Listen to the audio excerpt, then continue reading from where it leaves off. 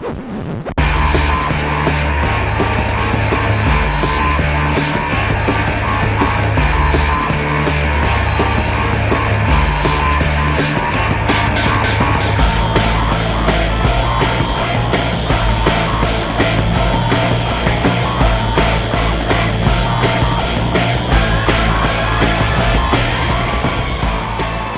how's it going, universe? Welcome to another episode of Zoobox Goes to the Movies. I'm joined again by past and future guests, Big Paul. What's going on, Big Paul? How you doing? Oh, I'm doing great. I'm always doing great when we do this because we talk about good movies. The only time, actually, the first movie we talked about, maybe not so much, but it was an interesting conversation, so I guess it gave us that. It sure did. The Greasy Strangler. The Greasy Strangler basically set the tone for the new era of Zoobox Goes to the Movies. It became kind of a different show. So, but this week we're going to be talking about a movie that's kind of near and dear to our heart. At least it was at some point in our lives. It's going to be interesting. I've told Paul, I'll be like, all week, don't fucking tell me what you think. I don't want to fucking hear anything. We're going to save it for the podcast because it's been a long time since I think we've revisited it. And not only that, but read the book, kind of just went through the process like we have been with the other movies we've been talking about. So I'm excited to get into the conversation itself. But before we do that, as tradition with Big Paul.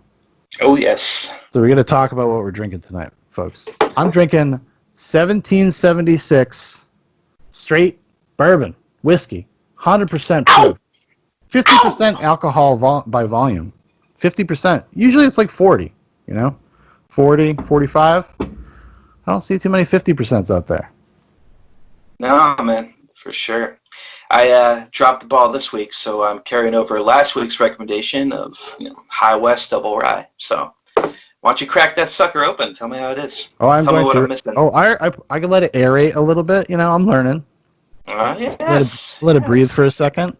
Mm. So let's see here. Let's take a dive.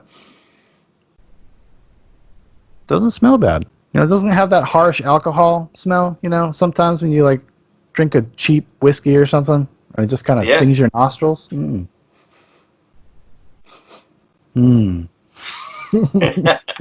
sulfates. There we go.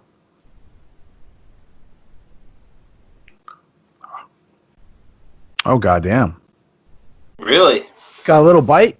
It's got that perfect amount of bite, make you feel like a man. But it's pretty good. That's like drinking if Jim Beam was good. I drink a lot of Jim Beam. So those of you don't know. You definitely know you're drinking a bourbon. Yeah. But you're saying it's a little subtle though. You're saying both in the smell and the aftertaste. Yeah, the aftertaste is nice and smooth. It doesn't kind of linger. It kind of just washes a little bit over. A little warmth in your heart. Yeah. Oh yeah, buddy. Oh yeah, this is going to be something to revisit. Yeah, well, I will pick it up this week. Either better late than never. Let's see how the High West Double Rye tastes. Still good. Magnificent, as always. So today we're going to be talking about the 1990 film. Oh my God, I have one sip and I'm already like, whoa. The 1999 film Fight Club, directed by David Fincher. Written by Jim Uhls, adapted from a novel from Chuck Palahniuk. It stars Brad Pitt, Edward Norton, Meatloaf. I was going to say Marla Singer, but her name is Helena Bonham Carter. And others. It's got actually kind of a stacked cast of great character actors. Jared Leto's in it. The guy that's one of the leads of Mindhunter, David Fincher's Netflix show, he's in it. He's the guy that has the line, "In death, we have a name." Yeah. That guy rules. And if you don't know the plot synopsis, I'll give you the IMDb log line. I love them because they're so vague sometimes. It could be anything. It's an insomniac office worker and a devil-may-care soap maker form an underground fight club that evolves into something much, much more. So, Paul, where do we start here? Because, I guess we got to give a little context for, when we found Fight Club, a little reminiscing, some personal anecdotes of the movie. We saw this movie in 1999. I was 13. You would have been, we're we were freshmen in high school when we saw this. Were we? Yeah. Because it would have been it would have been 1999, so I would have been 12 going on 13 when this came out, and you would have been 13 going on 14. Paul and I have very close birthdays. Yeah, but you skipped a grade because you're wicked smart. Wicked. We're all at Miramonte at that time. No, this is before Miramonte. I lived in New Hampshire. Oh, well, fuck me then. I don't know. Late 90s, we saw it. we saw it. And it was a movie that like completely enveloped our life for a weird amount of time. Mm-hmm. Almost obsessively. I feel like we watched it all the time. We did. In hindsight, looking at it, just like what a dangerous thing to watch. You're watching people twice your age at that point in time in your life, and just kind of fantasizing that, like, oh man, that's so cool. Fight Club, Project Mayhem. So at the surface level, we were all about that. The best part about that movie, though, is that's really what introduced us to the Pixies. Yes, we actually literally used to just watch the end scene and the credits sometimes because we had no other way to listen to the songs. It wasn't until my uncle actually came over my house and he had Surfer Rosa, and I burnt a copy. That was the first copy that circulated amongst our friends. Yeah. Oh my God! But yeah, that was a great transition of our lives too, because we went from Megadeth, Metallica, Judas Priest to I know. Pixies. It was a hard turn. It was a hard turn, especially because the Pixies. I mean, for a long time in my life, and even still today, whenever I go back and listen to the Pixies, a couple times a year, I'll go listen to the discography. It's like still probably in my top 5 bands. Like I just really okay. All right. Well, let's the original crop up to Bossa Nova. Or no, is it Bossa Nova or is it Planets? No, yeah, it's Bossa Nova. The last album of the original 4 albums. I cannot speak to whatever is going on now, whatever fuckery they have going on now. I cannot speak to that. I've listened to some of it. It's not all awful, but it's not as seminal as those first 4. I mean, at least in my opinion. I got you, man. I got you. But yeah, that's what my big thank you to Fight Club was introducing me to that. Yeah, but it wasn't. Your big thank you to Fight Club isn't because it taught you how to be a man. Oh, I mean, we can get into that right later, but I don't know. Let's go with. I think we should tell people about you. Well, it was so. I mean, we were just so young, and we were so taken with the style, and like just the hipness of the movie. Like it is truly, especially at the time, like you had never seen anything like that. Never. No. It was so kinetic and fucking just nihilistic, and it had like these kind of superficial, but actually when you get older and start understanding it, like deep observations about masculinity and about what it means to be a man in the modern era. So I was like, I was thinking about it when I watched it this time, and I was like, because I watched it so many times when I was younger, we just like kind of responded on some sort of like primal basic level. Yeah. To the plight of the characters. Yeah. And like this lost generation. Which is weird. I wonder if every generation feels like that now that I'm thinking about it, because this would be about Gen Xers having a problem with boomers, or the baby boom after World War II. That's what these characters would be about that age. These would be the Gen X. Right. But was it the screenwriter for Fight Club? He likened it to like the Graduate and some of those articles he sent me as well. Yeah. It's some can also make the argument, that it's Holden Caulfield, from Catcher in the Rye, that this generation's version of that. You know what I mean?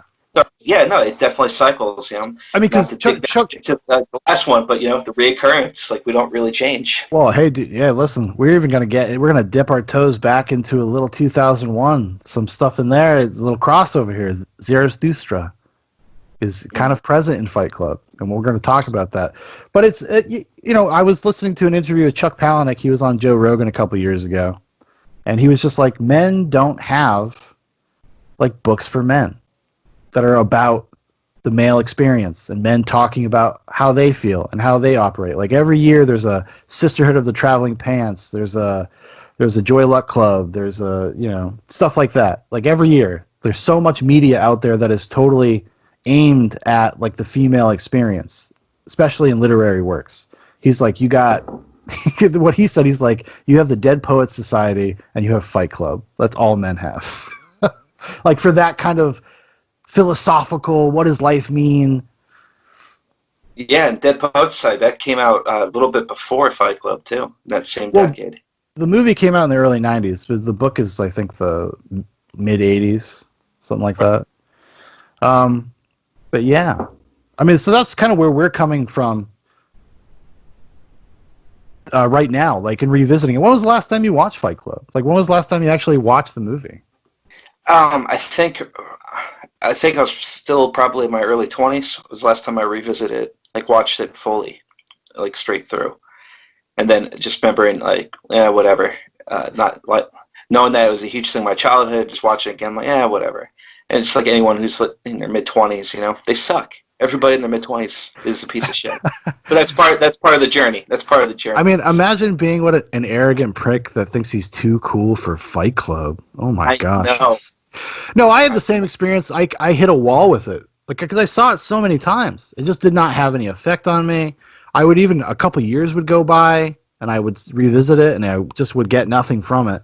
So at this time, it's probably been close to 10 years since I actually like sat and watched the movie. Because I bought the Blu-ray when it came out for its 10th anniversary in 2009. I probably watched it one time since I actually purchased it again. Owned it a few times, but so it was definitely interesting, and it gave me a lot to think about in terms of the movie. We're going to get into that, but do you want to talk about kind of the world where this book is written? Because we both read the book. Oh my God. Yeah. No, absolutely. The book comes out. Absolutely. The book comes out in 1997. It actually started as a short story. Chuck Palahniuk was a failed writer at the time. He actually has an interesting background, and I think it actually informs a lot of the way he writes. He went to school for journalism, and his whole bag is to basically just be a lurker on the internet, at parties, at whatever, and just listen to people, listen to them tell stories, and how people tell stories, and he kind of culls all that stuff for material for his book. So a lot of the stuff in Fight Club is autobiographical, and it's also anecdotes that he would hear at bars and parties and stuff like that.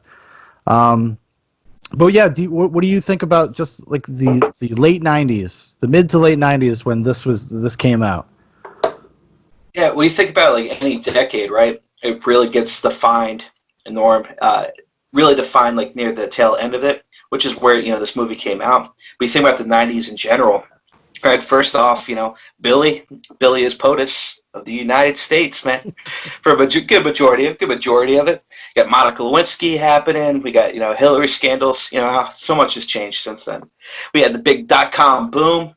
Amazon, Priceline, and plethora of other companies came by, opened up whole new opportunities. The internet started becoming a thing. Yeah. Personal computers started becoming more accessible and cheaper to everybody. The way people are consuming information, the internet is just a new way, a new social life. Which, programmatically, if you fast forward 20 years from when that happened, the landscape is completely different. Even like the younger people in my place of employment, like they have to go through the whole trial and error that we did, like through the bar scene or whatever. It's just all. We have apps where you don't have to do anything. You just put your stuff out there, and then and they'll reach out to you. It's just like, damn, okay. Yeah, But anyways, it's a wild world.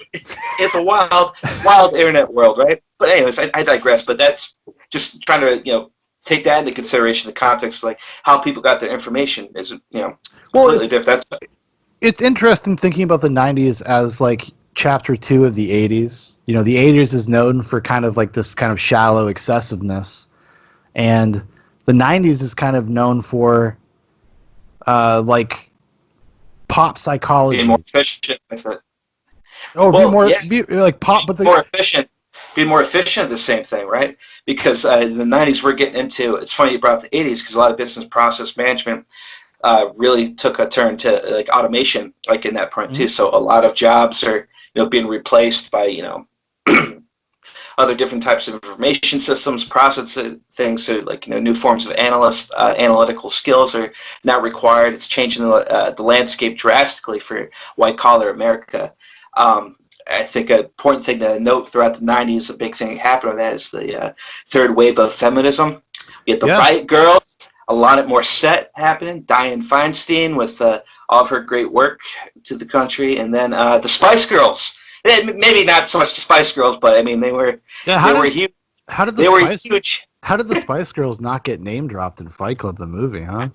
Well, I don't know. But I'm glad you brought the pop culture thing because SpongeBob SquarePants premiered for the first time in the '90s. The first Star Wars prequel, not too soon from when Fight Club premiered. I think it was the same year. Yeah, and George W. announces his run for the Republican nomination, and right around the film premiered, and it'd be remiss of me if I did not mention anything that was going on with NASA whenever I do this bit. But they announced it lost control with the Mars Climate Orbiter the day before the movie premiered. And then also, right after the movie premiered, the 1999 World Trade Organization Seattle riots, or also commonly known as the Battle of Seattle, happened. That's right. So, so that's a little just a lot going on, into that in the decade in general. But to what you brought up with that point with Pounder talking about, there isn't a lot of literature for men out there. Like you see what the '90s was just dominated with by some of the things where they just kind of rattled off at a very high level. I mean, Lilith Fair was a fucking huge thing. Like female folk singers were a big thing. It was a lot of the pop culture stuff was very female centric, I think, at the time in the '90s. And like third wave feminism ended up being kind of a like I said, it was like the takeover of pop psychology. It was kind of like the novel especially directly kind of comments on this idea of like the single serving friend, this kind of disposable culture. This idea where everything's kind of ephemeral. That's what the '90s kind of reminded. It was like, and honestly, like I know historically now we're far enough away, we kind of look back on the '90s and be like, that was a pretty fucking good time in America. Because everything was so surface level. Movies like Clueless are the biggest movies in the country. Like, and Fight Club, in a weird way, is, especially the book. I mean, I have to give Palahniuk credit. I have problems with him in his later work, because I've kind of consistently kept up. I think you read it. He's done. Have I read everything he's done? No. I think he did. No, you've done Choke. You've done that weird one. Dude, he's written like 25 books. Oh man. I think I've read about like 6 or 7 of them, like over the years, and they've from different time periods of his writing. The last thing I read was Fight Club 2, which was the comic book of his newer stuff. But I was like, and then he just put out a book about just his writing process. I was like, oh, I might actually pick that up because he's actually interesting to listen to, like what informs his books and how he structures stories and stuff. Right. But he's directly commenting on those things, this kind of this demasculated world, right? And where men are literally being tasked without being told to explicitly, like you have to figure out a new paradigm. You cannot be the traditional man anymore. It's just not allowed. Like boys aren't allowed to roughhouse. Like this is when all this stuff starts. Is in the '90s, like the pop psychology.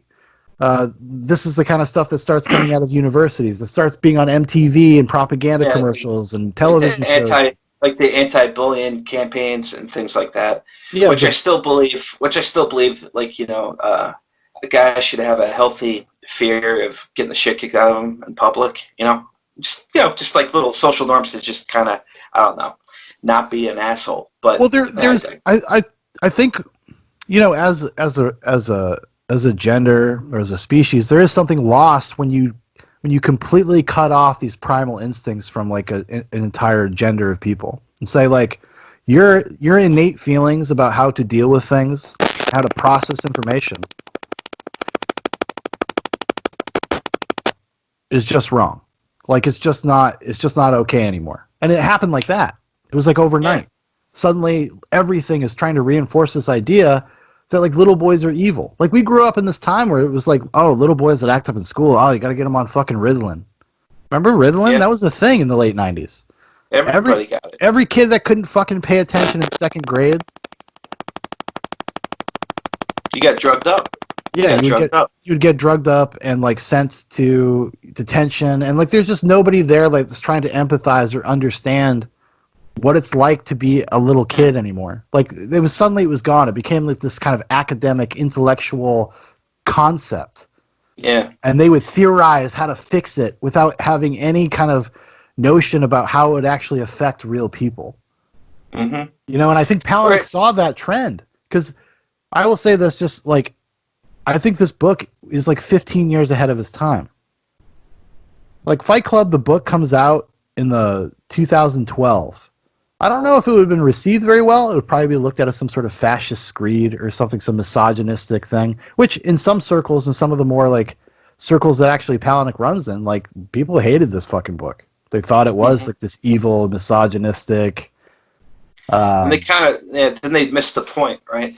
Because what you're talking about too is like just one of the things I picked up on, like revisit again at this stage in life, and like one of the major themes is just rejecting modern society by not conforming to the means of a modern man, and like how they provide and act, and just romanticizing the primal way in which we're hunters and gatherers and things like that. Yeah. Aggression out there too. So yeah, that's an interesting point. But if that were to be brought out again today, that's a really interesting idea of like how it would have been received. I mean, like when I watched the movie, I was like, no way the fuck this gets made post 9/11. This movie does not get made post 9/11. And then if it was made, and then if it were to come out, like say by somehow it comes out in like today, holy shit! Like this would be a very controversial movie, like very controversial. Because I think if it were to get greenlit today, then it'd probably be a little more with the narrative in the book leaning towards fascism. The thing is, it always leads to fascism, but like that whole we could do like. Is the story a cautionary tale, or is it completely non-judgmental and amoral? That's the question. I think the book is more of a cautionary tale, explicitly. I think the movie is a little more cagey about it. Because it's just an example of like, Joe or Jack, depending if you read the book, and Tyler Durden are the same person, but they're opposite ends of a spectrum. They're both extremists on, Jack is an extreme consumer. Tyler Durden is an extreme anti-authoritarian, anti-consumerist dude, trying to remold the world into a new enlightenment, basically. This is why I was talking when I was talking about Zarathustra. Tyler's project, both in the book and in the movie, is that of Zarathustra. Let go of modern values and mores. You have to live in this. It has to be like this nihilistic perspective of like, that's why the whole thing breaking down people. None of this matters. None of the things you have matter. Your life doesn't fucking matter. All there is this greater purpose that we're groping for, that we're kind of trying to grope towards. And we're trying to bring people back to a primal level so we can rediscover ourselves, rediscover what it means to be a man. Like we almost have to destroy everything to be able to actually fulfill ourselves and have a purpose. Because there is no purpose with a person. And this is just the crisis of humanity in general right now. How do you have a purpose amongst like an ever-growing automated world? Or, when the best thing you can do is like sit behind a desk and hit keys on a keyboard. Like it doesn't feel very fulfilling to a lot of people. And I think Fight Club, in a weird way, is kind of addressing that in a very aggressive way, Because it's supposed to be shocking. It's supposed to be kind of controversial, like exploitative a little bit. But like I said, I don't know, like necessarily if this is an endorsement. I don't think it's an endorsement myself of the behaviors. Like as the movie progresses, I think the movie is a little bit more cagey. Like I said, I think it's a little more vague about like the non-judgmental nature of basically what Project Mayhem is, like Black Bloc, like Antifa. A lot of the same type of rhetoric. Actually, Palahniuk comes from that background. He was in something called the Society of the Cacophony. It's like a prank club that was basically the initiation. I didn't know this. Yeah, it was basically because he's from Portland. He's from Oregon. And, yeah, and I think he still lives there. But that was like a precursor to getting into more heavy shit, to getting into the communist stuff, to getting into socialism. Like they'd get you when you were a kid, like, oh, we're gonna do pranks. We're gonna like shit in bags and light them on fire. We're gonna put fucked up bumper stickers on people's cars, shit like that. You know, like just like in the book. Yeah, but just like everything else, it just it progresses. You get more. You have to do more and more and more. Exactly. It's So like you Fight got Club. It's like raise the antes. that's what Fight Club is. Fight Club is indoctrination. It is your first step Yep. to Tyler's new world. Like he's gonna get you in with a game. Get you in with a game. Something that speaks to you, something you enjoy, something you find camaraderie and brothership in. And then he slowly starts augmenting the rules as the story goes along to be more kind of nefarious, more intense. And people you don't even realize that you're going along with it. And that's another message of the movie, why I think it was so, the book too, why it was so ahead of its time. It's like, what we're seeing happen in this country right now is literally the result of people feeling like the characters in this movie. This unmoored, lost generation of people just looking for a father figure, like in a kind of abstract sense. Yeah. Somebody to lead leader. them and give them direction and give them purpose, make their lives feel like they mean something, even if they don't understand it, you know? I'm sorry, I'm ranting. No, it's fine. But that's definitely a thing because, like, I think the biggest like takeaway or like more striking observation I had revisiting this was not anything that was blatantly said. It was how much it resonated with so many people in that universe the film was taking place in. They were all Fight Clubs in all different cities. Everybody just moved in. So it's without blatantly saying in front of you, that like a lot of people are balls in on this Project Mayhem Fight Club. So he's blatantly saying, by at least in the book, talking about how it set up everybody in the movie, just with this whole everyone like cult like following like to this message, right? And then when you have a leader constantly moving the goalposts and then just rising up, it's like you look at like today's world, like a lot of people like maybe think about like Jordan Peterson. I read his like 12 Rules of Life, but that's a guy that says a lot of like what he says isn't like so like profound, but it's profound in the modern like context of society in which he's saying it in, right? So There's a lot of people that feel lost, and what's he do? He has some like sound statements, analysis on life, what you should do that stem from traditional like golden rules and other things like that. And then what does he do? He makes 12 rules to a better life. Hey, here's what you need to do, because people need structure. Generally, people need a leader. They need people to help like reevaluate and refocus like their task at hand. And when you feel lost, you go to whoever's taken up in that role for good or for worse, right? No, there's a reason why Jordan. What's the first thing like Tyler Durden does? Let's set up some fucking rules here. You don't talk about it, which we already fucked up. You don't talk about it. We're 0 for 2. And then goes on to that other bullshit. But that's just. I just thought it was just like comparing it, like what seeing, looking into that time period and what was going on in the world in both the film and the book, and then today, just kind of freaky. Like there's still like how accurate that is. Like like that could actually happen in a sense where because it's interesting actually, Palahniuk. Because I've over the years I've just liked Palahniuk, so I've listened to a lot of interviews with him and stuff. He is like somewhat of a Jordan Peterson fan. Because Palahniuk, Palahniuk he's a gay man. He's married, and but his whole thing is like the plight of the modern man, about this kind of this purpose problem that everybody seems to have.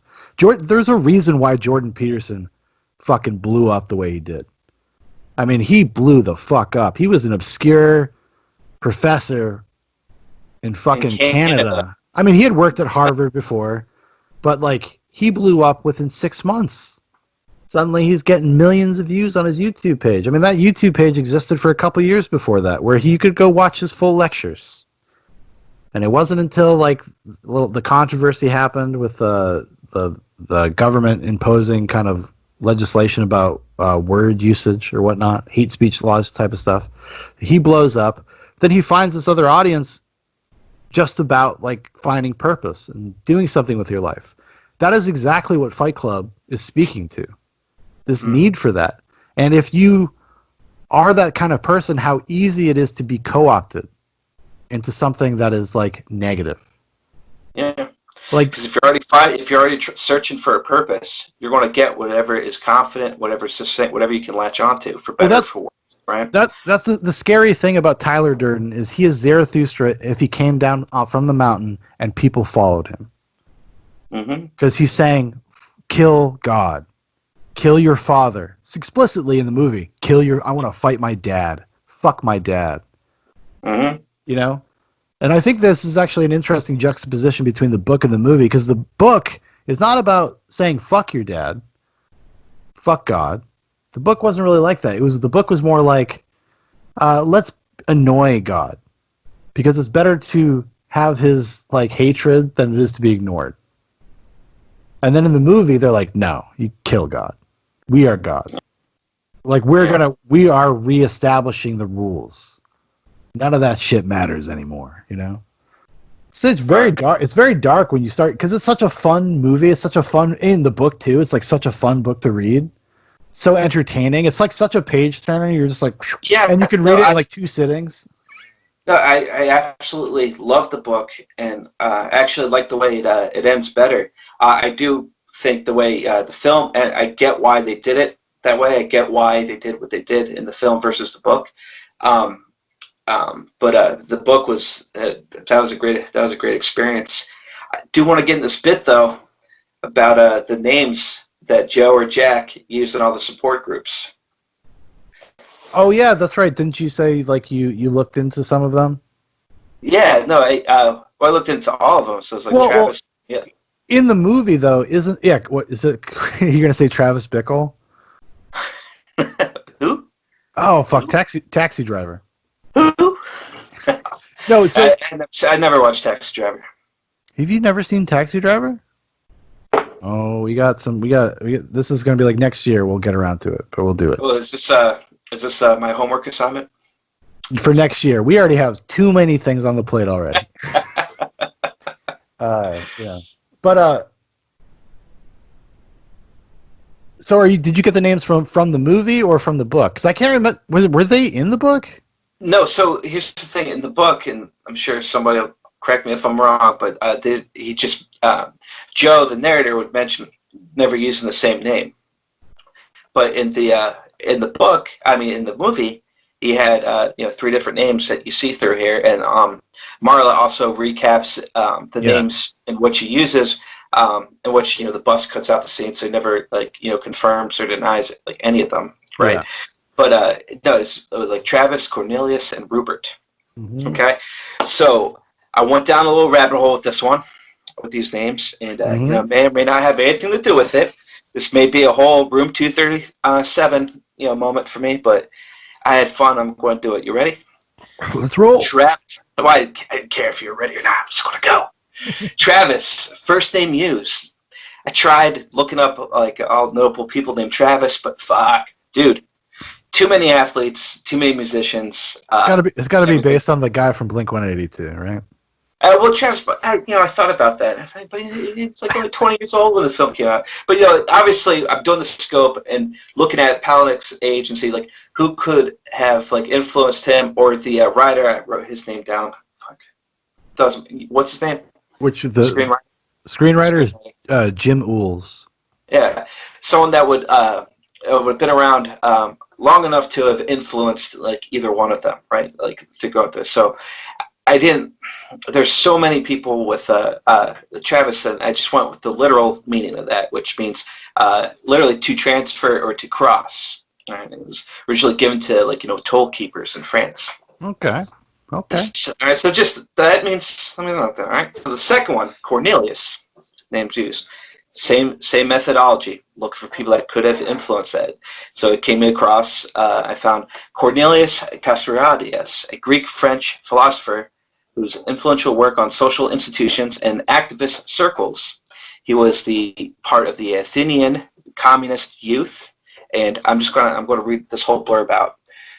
One of Castoriadis' many important contributions to social theory was the idea that social change involves radical discontinuities that cannot be understood in terms of any detrimental causes or presented presented a sequence of events. Changes emerge through the social imagery without strict determination, but in order to be socially recognized, it must be instituted as a revolution. This guy really into the Greek concept of imagery, and really interesting cat to look into. He was part of something called like the Libertarian Socialist, which I thought was kind of a oxymoron. I don't know, but like... apparently that was like a thing. So yeah, he did that. Cornelius, that's name number 2. All right. Rupert, the third name used. Okay, and Rupert is also the name used when he meets Marla and when he fantasizes about Marla. I'll get into it right after that, but Rupert is the third name used. So I looked into this, and then I found I decided to pick an English poet. No, oh shit. How did I not write his last name down? Rupert Brooke. Rupert Brooke. An English poet known for his idealistic war sonnets. So, real quick, when we talk about partying like a European, I'm talking about this guy. All right. Yeah. Is he like the libertine? He's. Oh God. Was it he? 5 of his most notable flings. They all have their own Wikipedia pages and contributions like the history. Right. This guy was insane. Like, it just for fun, just like Google him like later, like very short life, but but what's more fun about him is clicking on the hyperlinks of like his previous flings that he had. Is that Mick poet W.B. Yeats described him as the most handsome young man in England. So is war vet. And well, he signed to be the British Navy and all that good stuff, and then around the 1910s. So Brooke suffered a severe emotional crisis in 1912 caused by sexual confusion. He was bisexual, and jealousy resulted in the breakdown of his long-term relationship with Ka Cox. Now, she started a neo-paganism unit and then got very involved in like feminist social circles for, at the time, completely radically thinking about the 1910s. Okay, so she was like his Marla Singer. Yeah. In real life. If Marla came from an upscale background, but the same type of nihilism, or just like there's a lot of similarities, just like reading like her background, which is involved with like to Marla in that regard. So just kind of look at that. I just want to okay, Travis, Cornelius, and then Rupert. As we're like transitioning through the film, just like anything we're going in, you're involved in. So Travis is the cross transfers into Cornelius. So Travis is the thought. He's crossing the Cornelius, the radical that's giving him the construct for ideas and what to do. And then Rupert is the physical embodiment of the journey to like self-actualization. Or hedonism. Dies. Humanism, yeah, and just eventually just dies. Okay, and so just kind of looking at that, and like we're fresh off Kubrick shit, so we're looking. I'm looking at a lot of things, and sometimes if it's not Kubrick, you can hit a dead end really fast. And I almost stopped right away with the name Travis. I'm like, what the fuck? Like, how do you narrow down Travis? But I just stopped at the literal sense of that. So maybe there could have been somebody influential named Travis that could have influenced either both the writers. But I just thought Cornelius was. I just thought like, man, that was too. That definitely would have. Like Chuck would have definitely known about him like through his education, being a journalist and like whatnot. Like that just would have. It seems like something that would have been on his radar. Yeah, especially with the latter with Rupert. So, and what's interesting about Rupert when he uses the name Rupert, is when he meets Marla for the first time. Yeah, and then when he goes down and then remember they're closing their eyes and thinking about his power animal, and then what's his power animal in the film? A penguin. Goddamn right. It's a penguin. Why is it a penguin? Why is it a penguin? I don't know. I mean, I know it's Tyler's wearing a penguin shirt the first time they meet, and then let it slide off your back. But I don't know specifically. Tyler's wearing a penguin shirt the first time he No, not the first time they meet. Actually, the first time they fight, when they're at the bar. He's got penguins on one of his shirts. They're at the really. I think so. I gotta go back. I gotta go back and look at that. So I want.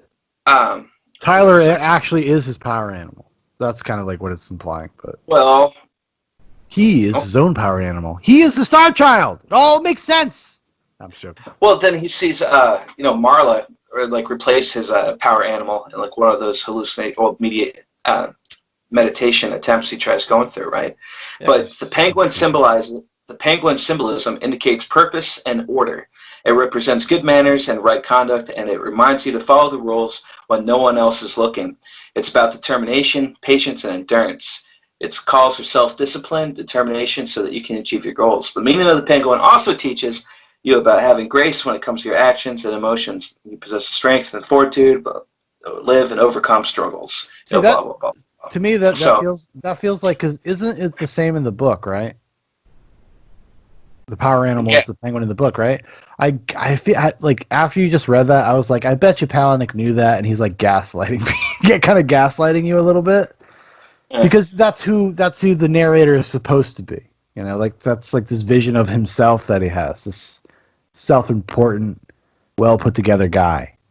Like when you first kind of meet him, or not well put together, that's the wrong way to put it, but like just some sort of, he doesn't think he's a bad person, really. Good manners and right conduct, right? That's what he's trying to form himself to be, right? And he goes in there, and then it eventually gets replaced by Marla in there, and then you point, man. But that's a good observation, because I didn't know that Tyler Durden was wearing it the first time that they fought. Huh? I believe so. Like, don't quote me on that, but I know that sometime in the first meeting of Tyler, like during that section, he's wearing a penguin shirt. He's got penguins on, like a penguin pattern on his shirt. Okay. Oh yeah. It's got layers. You know, I'll say this. If I were to like have a modern analog for Mr. Kubrick, Fincher would be one of those people. It's Fincher and Paul Thomas Anderson. Only people that even come remotely close. Fincher is the same kind of weird, meticulous, his hands are on fucking everything kind of guy. Right. You know? Right. That's what I get kind of like looking into the names of it all. Maybe something. I think you have found something that may be a little Room 237, but it's still interesting, and it's still cool. Like, see, that's what I love about doing this stuff, dude. Like, you fucking opens the door to like, I get to learn a little something. Now you actually know who these people are. Everybody does now. Anybody that listens to this podcast now knows who those people are. And they can go look into themselves. They've learned a little bit something about life. You're welcome, everyone. Yeah. You need to check out Rupert Brooke. I'm going to. He partied like a European. Check out Rupert Brooke and check out all of his flings.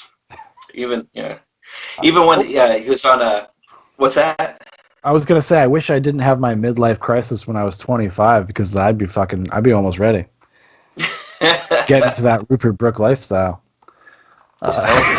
Just full-on hedonism. Come get me. I'd be calling Paul at 4 a.m. Come get me, buddy. I need a ride. Come get me. Like when we were kids. I need a ride. Although I don't think we ever really did that to each other. Other people used to do that to you, though. I was good boy Sean. I'm good boy Sean. Like, what are we going to do? I'm the best. I would never do that to my good friend Paul. No. Oh, I'm sorry, Big Paul. Yeah. All right. Well, look, you want to just start talking about, like, formally talk about the movie? And we can just kind of go back and forth about what, like, the book and the movie while we have that conversation. I just got to say, right off the top, okay? I think Jim Uhls is a fucking saint. He worked a miracle, and he did the impossible here, okay? He made what may be the best adaptation of any book ever. It's fucking insane. It maintains this literary spirit, but is also incredibly cinematic. Like, I don't like. That's when I like even like go revisiting it now. I still was just like, what the fuck else is like this?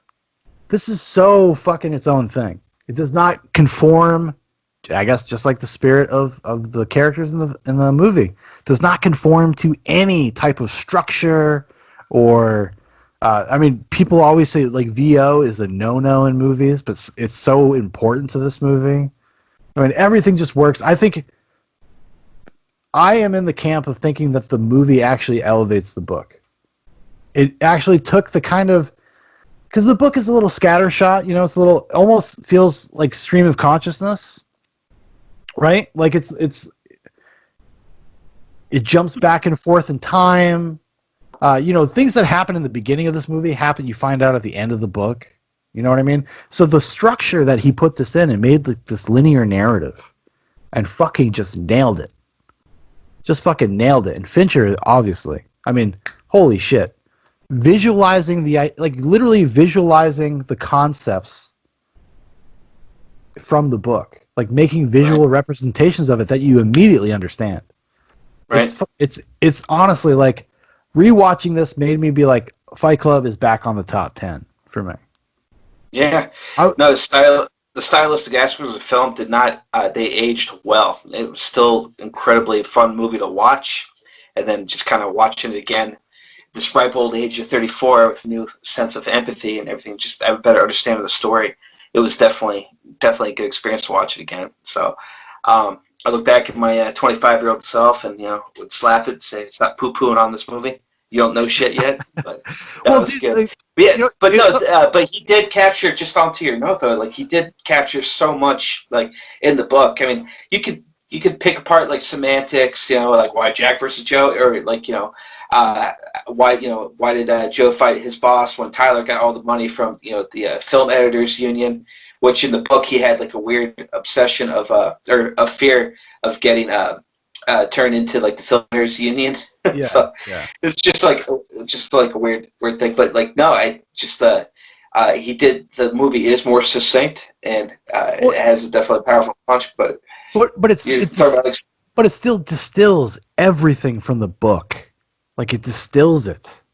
Like it's using lines that are from Jack's narration and then they put it in people's mouths in places, and it makes like Tyler's whole fucking speech about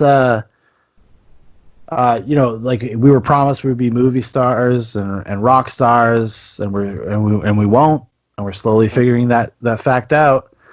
Like that's from like later in the book, and that's a piece of narration. That's not even like, somebody doesn't even say that.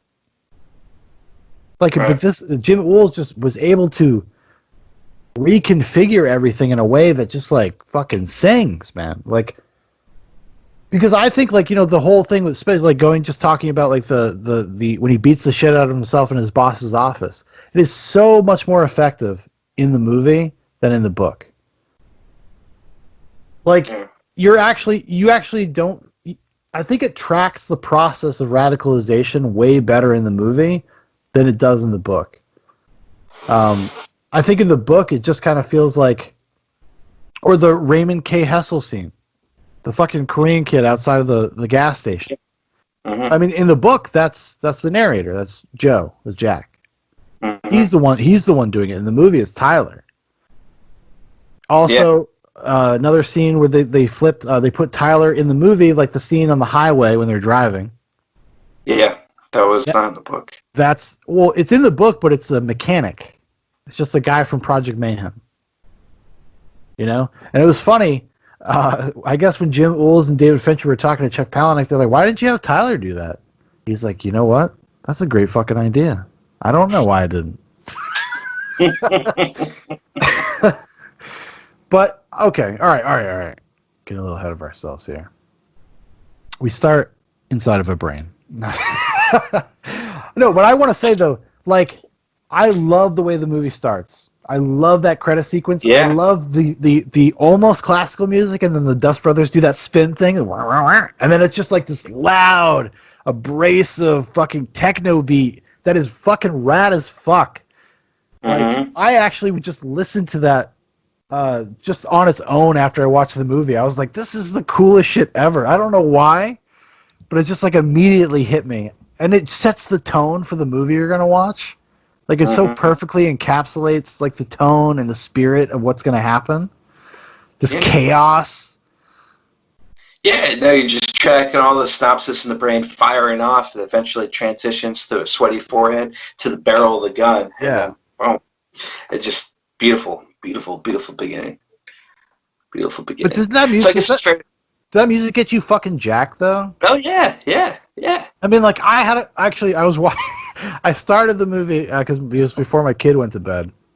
My kid's 3 years old, and we were watching it in the living room, and that music came on, and he literally just stood up and started going like this, and I was like, "Oh no, we're fucked." But yeah, but like it's so perfect. It's so fucking perfect. Like I couldn't think of a better way to start that movie. But anyways, I'm sorry. I'm gonna cut you off a bunch, Paul. You gotta just wrangle this old man in, okay? I talk to a 3-year-old most of the time. Like so when I do this, it's like word vomit. I just like whoa. So we go out of the brain. We enter the first scene. One of the notes I wrote, I was like, this movie probably has the best use of voiceover maybe ever. Like we were talking about, just the idea of like maintaining that literary sense, because it feels like the book, like right away. Mm-hmm. That was one of the cool things, like rewatching it. You're like, wow, this is so much the book. Right. And like, there's so many, like, and I understand we could be nitpicky, and there's like tangents in the book that aren't in the movie. They cook Marla Singer's mother down into fat, like so they can. Oh my god.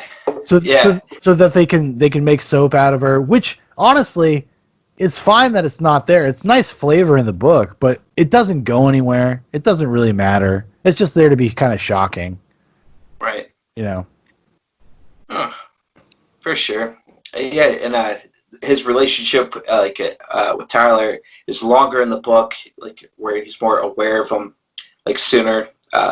Yes. In the novel, and then and he's more aware that that Tyler Durden and Joe are the same person for longer in the book than they are in the film, and then has a whole bunch of conversations with Marla about it, and you find a lot more about like Marla and like her situation, and then he's like Joe, the narrator, he still has like a relationship with like his dad, like reading through the novel, but like in the movie, you think it's like it's all done. So I mean, it's a little thing but like we were saying earlier, the movie's a lot more like succinct, and just gets right into that, cuts out all the fat, no pun intended. Well, it cuts out the fat, but it represents the same ideas, like visually. Like you got to give it to Fincher here. I mean, this guy fucking constructed something that is so stacked with information. Everything is stacked, but it never feels like boring exposition. It never feels like that. It just flows. It just works. Like from the get. Yeah, I will say this. I think people would know whether they were able to like this movie or vibe with it within about 5 minutes, maybe 10. Like you're gonna know whether or not this is a movie for you. You're gonna check out. Actually, I got a Snapchat from your wife. She did not care for Fight Club.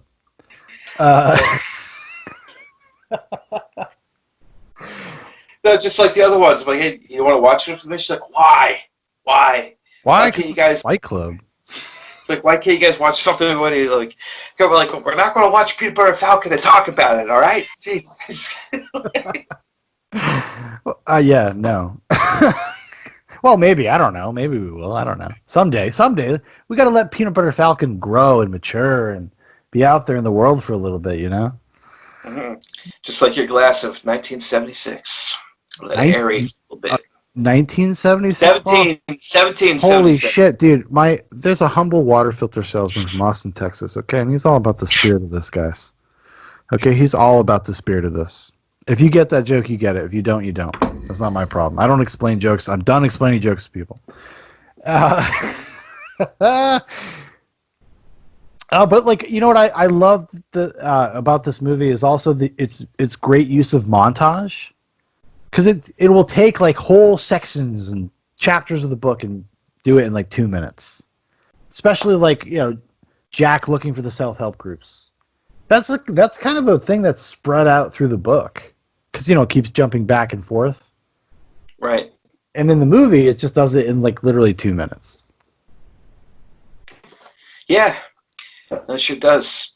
Yeah, he hops in there, he grabs the whole the old pamphlet and just completely, like you said, just montages on those different things, and just kind of like goes into other things like the emotional exploitation of everything, right? Which kind of gradually escalates in this. I can't just show up to testicular cancer based off of the doctor's kind of facetious recommendation. You want to see pain, I mean kind of like what a dad would do to somebody. Like, oh you're hungry. Oh, you're hungry. Let me show you. Wait for the commercial for 75 cents a day, kids. Hey, let's show you that. That's what hunger looks like, right? Which I love the doctor's line reading in the movie too, because he's like, because it's so like flat. Yeah. It's like, you want to know what real pain is? Go down to First Methodist on the first Thursday of every month. Yep. Which is also the first time you see that flash of Tyler pop up next to him. Yes, it is. Right. Foreshadowing. Boom. I'd call you a hack, but I love you, Fincher. I love you, baby. Call me sometime.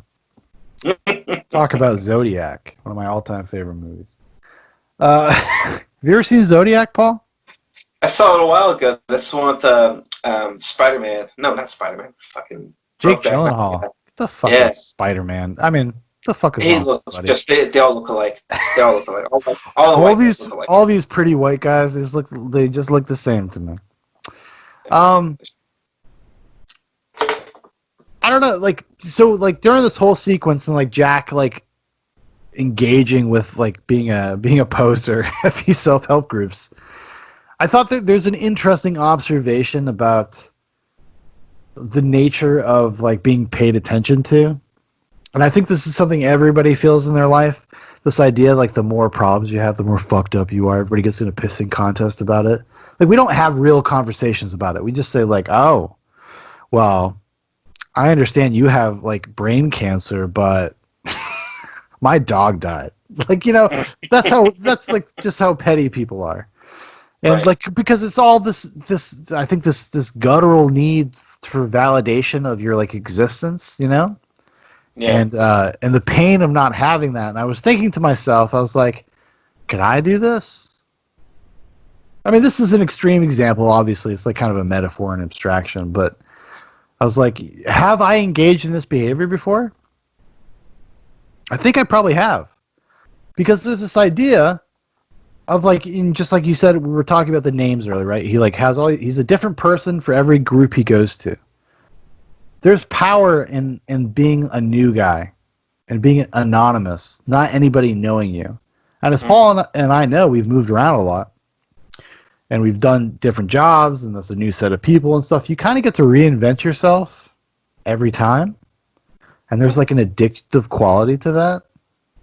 It's called sociopathy. Well, and an art form, because you get to perfect your intro stories better each time. Yeah, like, how do I be the best me? Like, how am I going to present the best version of me? And when I watched the movie this time, I completely like connected with that. This idea of LARPing, emotional LARPing. I think it's something that starts when you're a teenager, and I'm so happy now. I'm like at this age now. I can't be bothered, which sounds sad because I'm only 33, but like I can't be bothered to emotionally LARP anymore. I'm like, this is just who I am. I can't, like, this is too much work. But like, but I remember doing that when I was younger.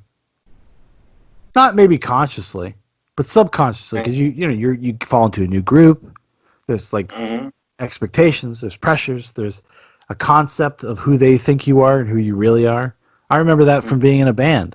Like, there's a very different. I'm a fucking quiet weirdo, and I don't like. Some people didn't understand that, so they'd approach me and thinking I was the person that I was on stage, and I'm like, not really. I'm pretty lame. I remember this crust punk chick. I'll never forget her. This crust punk chick. She came up to me. She kisses me on the lips. She says, "You're different." Like, than when you are on stage. I was like, yeah. Have a good night. Kind of how it works. But I don't know. I don't know if like that's something you picked up on at all. I don't know. It was just something that kind of like did not expect to like kind of read that into the scenario. And I was like watching. I was like, wow. This makes me feel real sad. I like seriously. You know what's weird? I know I just asked you a question and cut you off. Yeah. But like I was actually very moved by Fight Club. Being a 33-year-old man, I found it like a very like moving, touching movie in like a very weird way, where I understood it. Like I have enough road behind me now that I can actually understand what it's talking about. Because when I watched it 100 times when I was a teenager, I did not have the life experience to understand Fight Club. I had not sunk to the actual depths of despair and gone through depression or whatever to understand what the fuck they're talking about. Yeah. Suffered loss, had a shitty job, dealt with people that Yeah. directly affected your money. Like, yeah, no. It was just, mm. It's not fair. But again, we're just stupid teenagers at the surface level. Like, what are you watching? Literally a Fight Club and, a Project Mayhem. And all that's like sexy attractive at the surface level, for a kid. And then you rewatch it again at, 10 years later from that and just be like, oh man, these guys are a bunch of fucking pussies. You only know what a man is? Fuck off. I'm awesome. I'm awesome. Paul literally pulled his And dick then, out at the screen. He pulled sure his dick did. out and he said, "This Sure is what it did. is, boys. Sure did. And made another baby. Because that's what I do. That's Here's what I five. did. Here's That's 5 what I frames did. of cocks for you, buddy." Yeah. Fuck you, Fincher. You just want to do 1 second? I got you for a whole premiere. But anyways, and then just getting humbled through like later in life with experience in life and everything too. I had that same experience, Sean. Just looking back then, like I get that. I've worked in places where I was in a literal cubicle farm. Yeah. I've done these. Yeah, I I'm sure get you the literally. process of like these. Yeah, you Yeah. literally get what they're talking. The white collar slave shit. Mm-hmm. Yeah. But his whole especially in the book, but when they talk about it with Fincher, like no one really wants to make eye contact, no one really cares, and just want to talk, and you just get to this how are things going, and I've told you in previous conversations, people like, oh, did you have a good weekend? Like, no, it's terrible. But say not like in that room, but no, it's pretty terrible, yeah.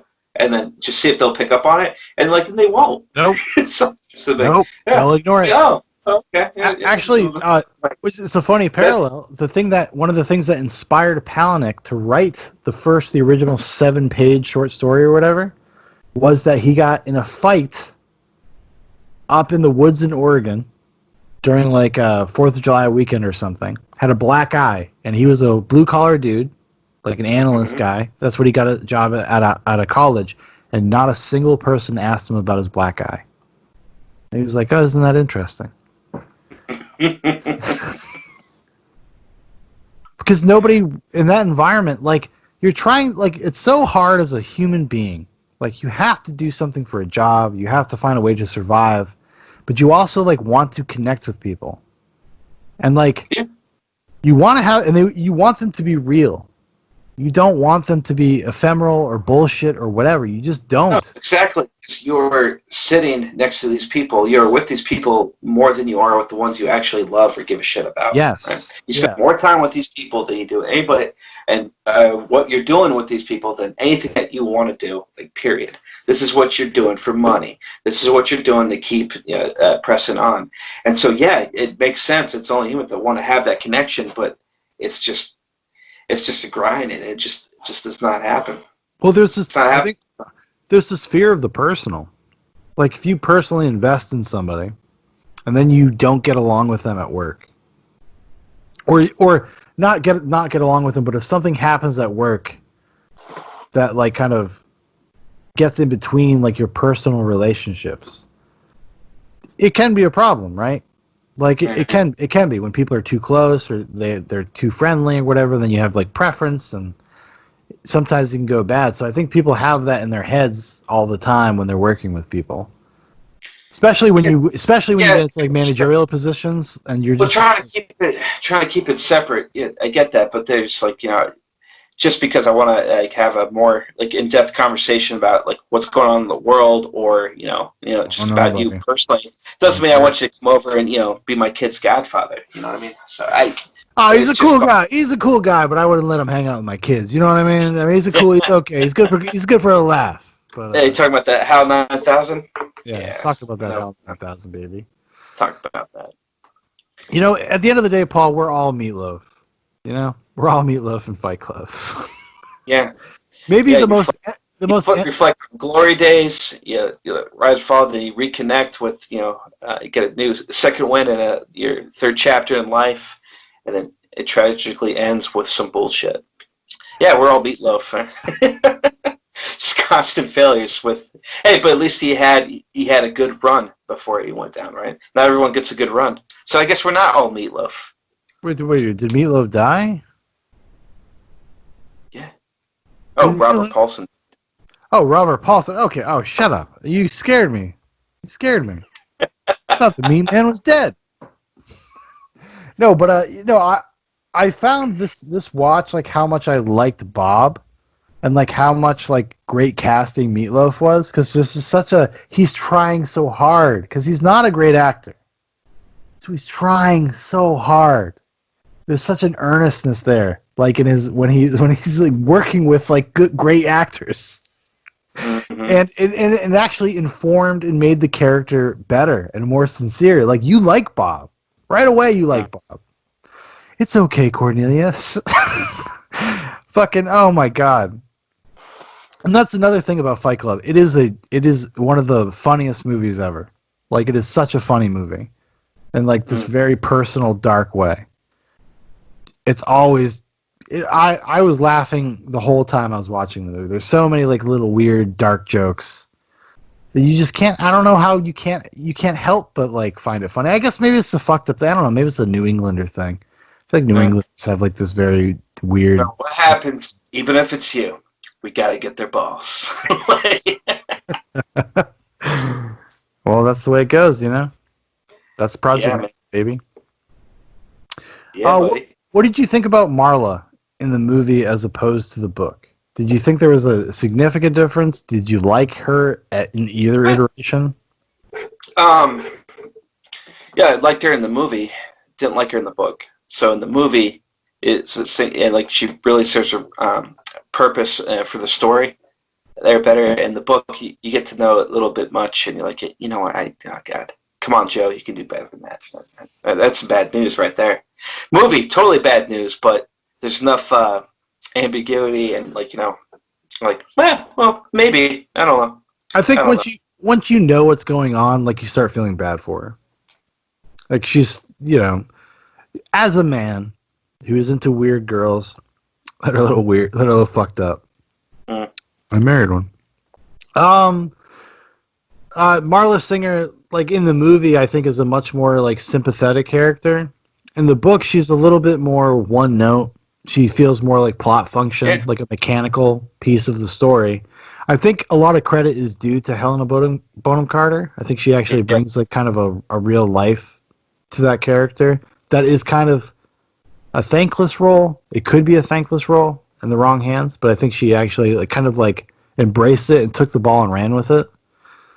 Um, Well, his whole reveal when Jack, because I'm talking about the movie, realizes what's happening here. Like she's a big part of that, and there's a great yeah, support role I in that love too. her. Her In the book, it's just kind of like okay. It's like you find out before like that whole interaction, and so reviewing the film again and just like seeing the reactions with Marla in the film, like with Jack. I mean, it was so good. She's so what, good. which I think is what like the movie helps by making it linear. Like making it like there's an arc in the movie that is linear, and Marla is part of that linear arc. And I think that actually is helped by that because it's not like some sort of mystery that you come back to later. Because in the book is very stream of consciousness. It's very like I don't want to say it's all over the place because Palahniuk was able to pull it off in the end and it kind of makes a cohesive whole. But as you're reading it, it is just feels like scattered thoughts at times. And Marla, I think, suffers because of that. She doesn't ever feel like a fully fleshed out character. But in the movie, being more linear, I think actually allows her to develop and grow in a way that feels impactful, meaningful, whatever you want to say. No, no, I totally get that. Totally get that. I'll say this. I love her introduction. Her introduction is one of the great movie introductions of like a femme fatale type character. And She does not have testicular cancer. Edward Norton's like performance. Oh, which we haven't even talked about that. Edward Norton and Brad Pitt are maybe one of the best things Brad Pitt's ever done. Like I like Brad Pitt, but he's like a movie star. Like he doesn't have very much range. I think I would say Fight Club. The Assassin. I guess you never watched Glorious Bastards. I guess you never saw California, buddy. Seven? Did you ever see Seven? Go fuck yourself. He's good in that too. Yeah. What's in the box? What's in the box? Great Brad Pitt performances. Fight Club. Mm-hmm. Okay. The Assassination of Jesse James by the coward, whatever his name was. Such a long title. Robert Ford, I think. It doesn't fucking matter. Ad Astra. Great performance in Ad Astra. Very subdued performance, low-key performance, very good. And then I would say Once Upon a Time in Hollywood, actually. I think he's really good in that. But he's like a movie star guy. Like, you don't expect much from Brad Pitt for some reason. Like, I think he gets away with murder. Yeah. Even his bad performances are good performances because you like Brad Pitt. But in Fight Club, this feels like he embodies this role. Like, this feels like him. Maybe, you know what I mean? Like the sense. I think that's really a big part of the casting. Like, who would you fantasize yourself to be if you wanted to be somebody, and then you take yourself back into the '90s? Well, you know, actually, you know who the studio is actually thinking about? Russell Crowe. And this would have been right off of L.A. Confidential. It would have been before Gladiator. And that's honestly what actually ended up being the thing, was that, as the legend goes, David Fincher tried to buy the rights to this book himself. He wanted to get the rights to it. He had only done 2 movies at the time. He had done Alien 3, which was a huge fiasco with Fox. It was like a huge problem for him. He fucking hated working on it. The studio came in and fucked with everything. Right. Then they released their own like studio cut of the movie. Was not happy. Then he makes 7. Gets a little bit of clout. People start paying attention. Like, oh, this David Fincher guy's he's the real deal. So he tries to buy the book for Fight Club, buy the manuscript, the rights to the manuscript to write a script, and 20th Century Fox comes in and swoops in and bids higher basically and gets the book. So what David Fincher has to do, like Fox is trying to cast, like Matt Damon was like considered for the Edward Norton role at one point. A few other actors I can't remember exactly, but kind of those types. And David Fincher has to come in. He hired with his own money. He hired Jim Ools. He cast the movie. He had storyboards drawn up.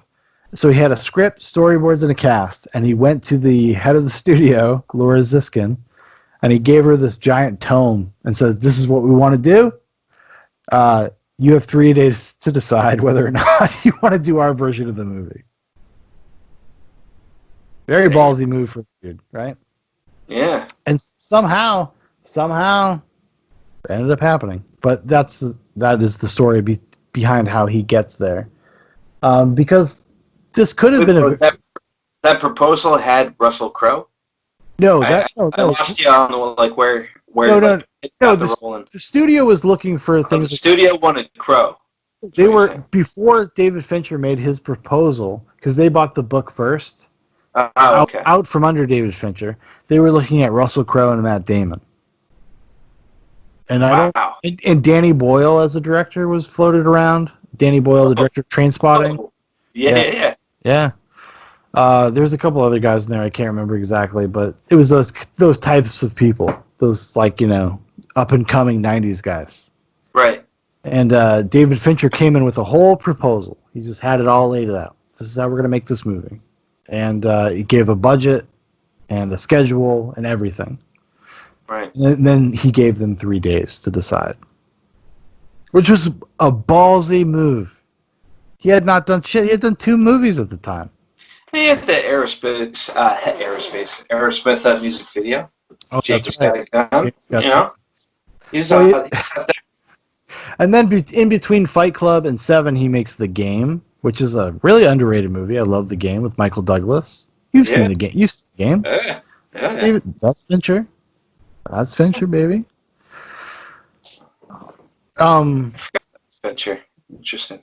It just could have been. But It just now could have been a all you wild- got, I stopped like listening to what you said after I thought like in our same reality there could have been a Fight Club where it was directed by Danny Boyle, played by Russell Crowe and Matt Damon. Like, well, how does that work? Like, how does that play out? Like now, man. I think you get a much more commercial movie that is like not as openly subversive. I'm not saying it would be good, but I'm not denying the fact that I would totally watch that shit. I would watch it as a curiosity, of course. Yeah. Although Danny Boyle, I like Danny Boyle. Like it's like I can maybe trust Danny Boyle to do something interesting with this material. I mean, if look, fucking watch Train Spotting. Dog Soldier. That's not Dog Soldier. Yeah, was that him? Well, no.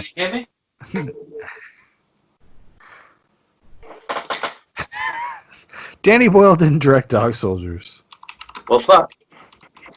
Hold on, let me help you out here.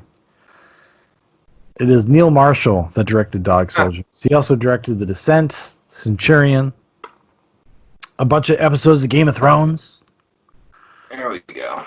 Same difference. Okay, so now that we're moving along, so Fight Club, they start a Fight Club. I mean, that scene, the scene in the whole movie, the whole philosophy of the movie is like laid out in the bar scene when Tyler and Jack first hang out. Like the whole anti-consumerism rant. Yep. This whole like we deny our base natures. Mm-hmm.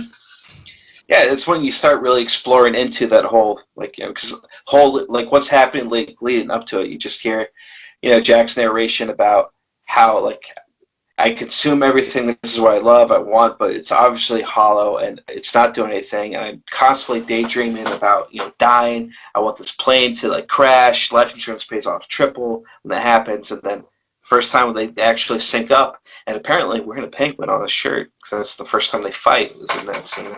But he just starts exploring those ideas. Yeah, I say never be perfect. I say throw away all your shit. Whatever Tyler says, and it's just kind of leading right up into that. It's Zarathustra coming down from the mountain, my friend. Let's hear it. I mean, and I remember watching this when I was a kid. It was just the coolest speech ever. I don't know, it's so hard to separate myself from this movie sometimes. Because it kind of informed a lot of my thinking growing up without me realizing it. It's just almost through osmosis because I watched it so many times, I listened to Tyler Durden preach so many times that that first rant in the bar succinctly kind of describes the entire movie. And I remember thinking about that all the time when I was a kid. Fuck this. This is fucking what normal people do. Fuck, this is fucking stupid. Kind of it planted that seed in me, Oh, you like this music? Oh, that music's fucking stupid. That's pablum. That's for babies.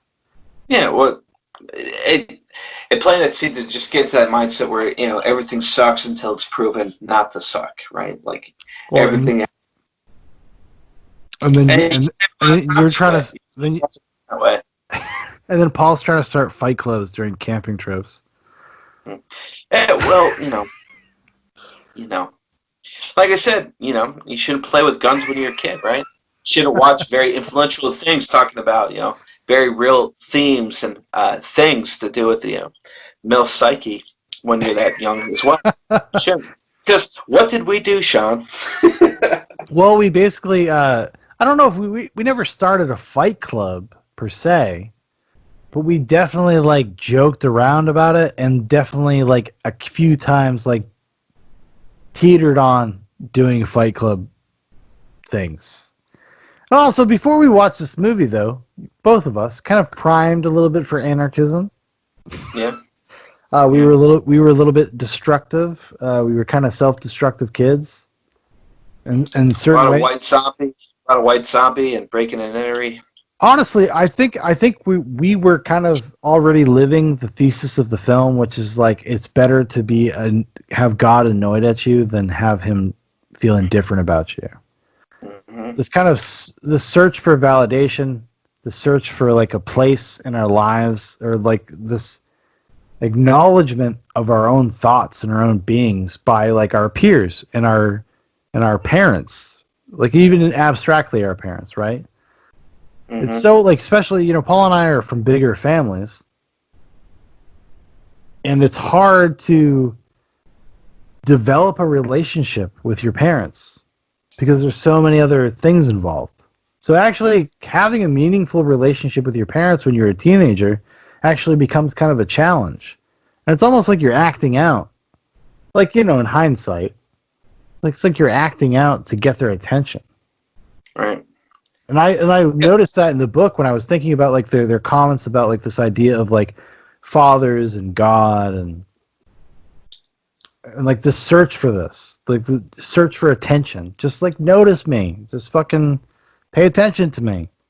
Yeah, like bringing it back to the film, that scene with um, Jack and Marla when he's finally confront her about it, and they're talking about what are you doing for this, and she's like, well, you get to talk, and someone's when they think you're dying, they really like listen to you instead of wait for their turn to talk. You're like, yeah, exactly. It has that moment, which subconsciously like, oh, this is my power animal. But anyways, I'll get off that bit. But yeah, absolutely. No, I mean it's just like I think that's true though. I think that's true in general, and that's like what I was talking about before. It's just like we have as people, we have these weird pissing contests about our problems. Instead of trying to support one another and like and help each other, like we just like, oh, that's what's going on in your life. Well, let me tell you about mine, Yeah. and that's super unhealthy. It's like not a good way to come from, It's not a way to bolster each other. It's not a way to do anything. It's just about a way of like just dragging each other down as far down as you can go, and then try to be like commiserate with me. Yeah. And it's not always a healthy practice. Not to say that people shouldn't talk about their problems with each other. Of course they should. But I think our reaction sometimes should be more generous. We should be more like thoughtful about like how we hear what somebody is actually saying to us, rather than trying to give an immediate solution, and also trying to empathize through your own life. Sometimes it just doesn't, like, because it becomes a pissing contest at some point, like sometimes without meaning to be, like it just does. Yeah. We all love to kind of wallow in our misery a little bit. This is something I've noticed as like an older man. It's just like something about really trying to get past that paradigm, not wanting that anymore. Not wanting this game anymore. I don't want the game anymore. I just don't care about it anymore. It's not interesting. It doesn't get you anywhere. I'm not going to learn anything about myself. I'm not going to learn anything about you. Let's fucking Yeah. just lay out the cards and let's just have real talk. You know what I mean? Mm. And I think Fight Club at the core, there's a lot that is like that. That's kind of what it's about. It's about cutting out the bullshit. Exactly. Be authentic. Don't be single serving. Like what Yeah. do you stand for? And it's kind of like what you get out of that scene, that car scene, like when they crash. Like, what do you want to do before you die? Like get to your bare bones. This is going to happen right now, on the spot. What do you wish that you did that you haven't done because we're about to die? And that's really like what what a lot of the film's about. So. Well, I mean, I think that scene with the guy behind the gas station, Raymond K. Hessler, I think his name is. Mm-hmm. I think that is one of the most powerful scenes in the movie. Like this idea that you are faced with like what you want and extinction. Like either you achieve like what you want to do, like live to your own principle, live to your own desire, or you're dead, or it's fucking over. Like that's fucking really intense. Like if you had that kind of pressure, is it, Yeah. you know what I mean? Like Yeah. I mean what Tyler says after that. And that's why I think the scene is better in the movie than it is in the book. Is like he's like, tomorrow is going to be the best food he's ever tasted. It's going to be the best day of his life. He's free. He's free. When you put a gun to somebody's head and tell them that they need to do something, is that cathartic? Is that freeing? You know what I mean? Like that's some of the philosophical layers of both the book and the movie. It's like, is this a good thing to push people like this? Is it a good thing to push somebody to that degree where you have a fucking gun to their head and say, do what you feel like is your purpose? Yeah. You know? Or you will die. Or you'll die. It's over. But in the philosophical sense, because like you are already dying now.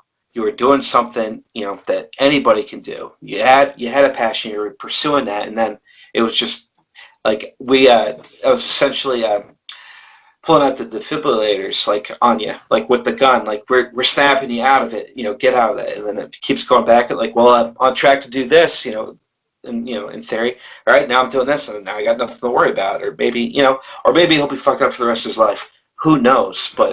But just like, as a metaphor, like, yeah, that's what happened. Like, we snapped you out of it. And wouldn't want it to happen to me. But that's what I love, too. Like, when Jack in the film is trying to find it, he shuts the door, and then there's, like, the door slams. There's it's just tear with a bunch of freaking people's licenses, just insinuating that they've done that quite a bit since then, Which is something they explore a little bit more in the book, because they're called human sacrifices in the book. Mm-hmm. That like they collect people's driver's license and they threaten them. They ask them, "What do you want to do with your life? You have 2 weeks to start doing it." Yep. Do they follow through? We'll never know. Guess we'll never know. Man. Are there like cool aspects of the film that you liked watching, revisiting this time? Honestly, like, it was weird, man. I got really wrapped up in it. I know I don't know, maybe that's just me. Just me and my modern dilemma, whatever you want to call it. Yeah. I got really wrapped up in it, and I really kind of felt for everybody in a weird way. And I understood the attractiveness of nihilism. I understood how that is empowering, because it's kind of at certain times in my life, it's what I've wanted. Maybe even sometimes now. The complete destruction of everything so I can walk away. And the intense reality of not doing that. It's a weird wake-up call in a certain respect, but because there's always the fear of that, because I am that type of person. I don't say this lightly. Listen, everybody at home. The Robert Paulson type, or like the type, what type?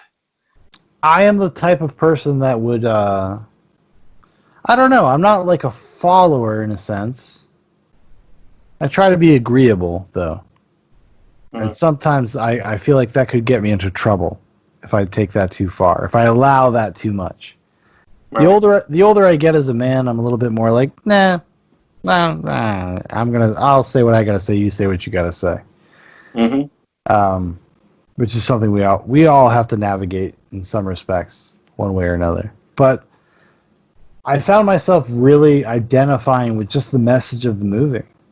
Like, because I have gone through a time in my life where I had felt completely unmoored from society and completely lost.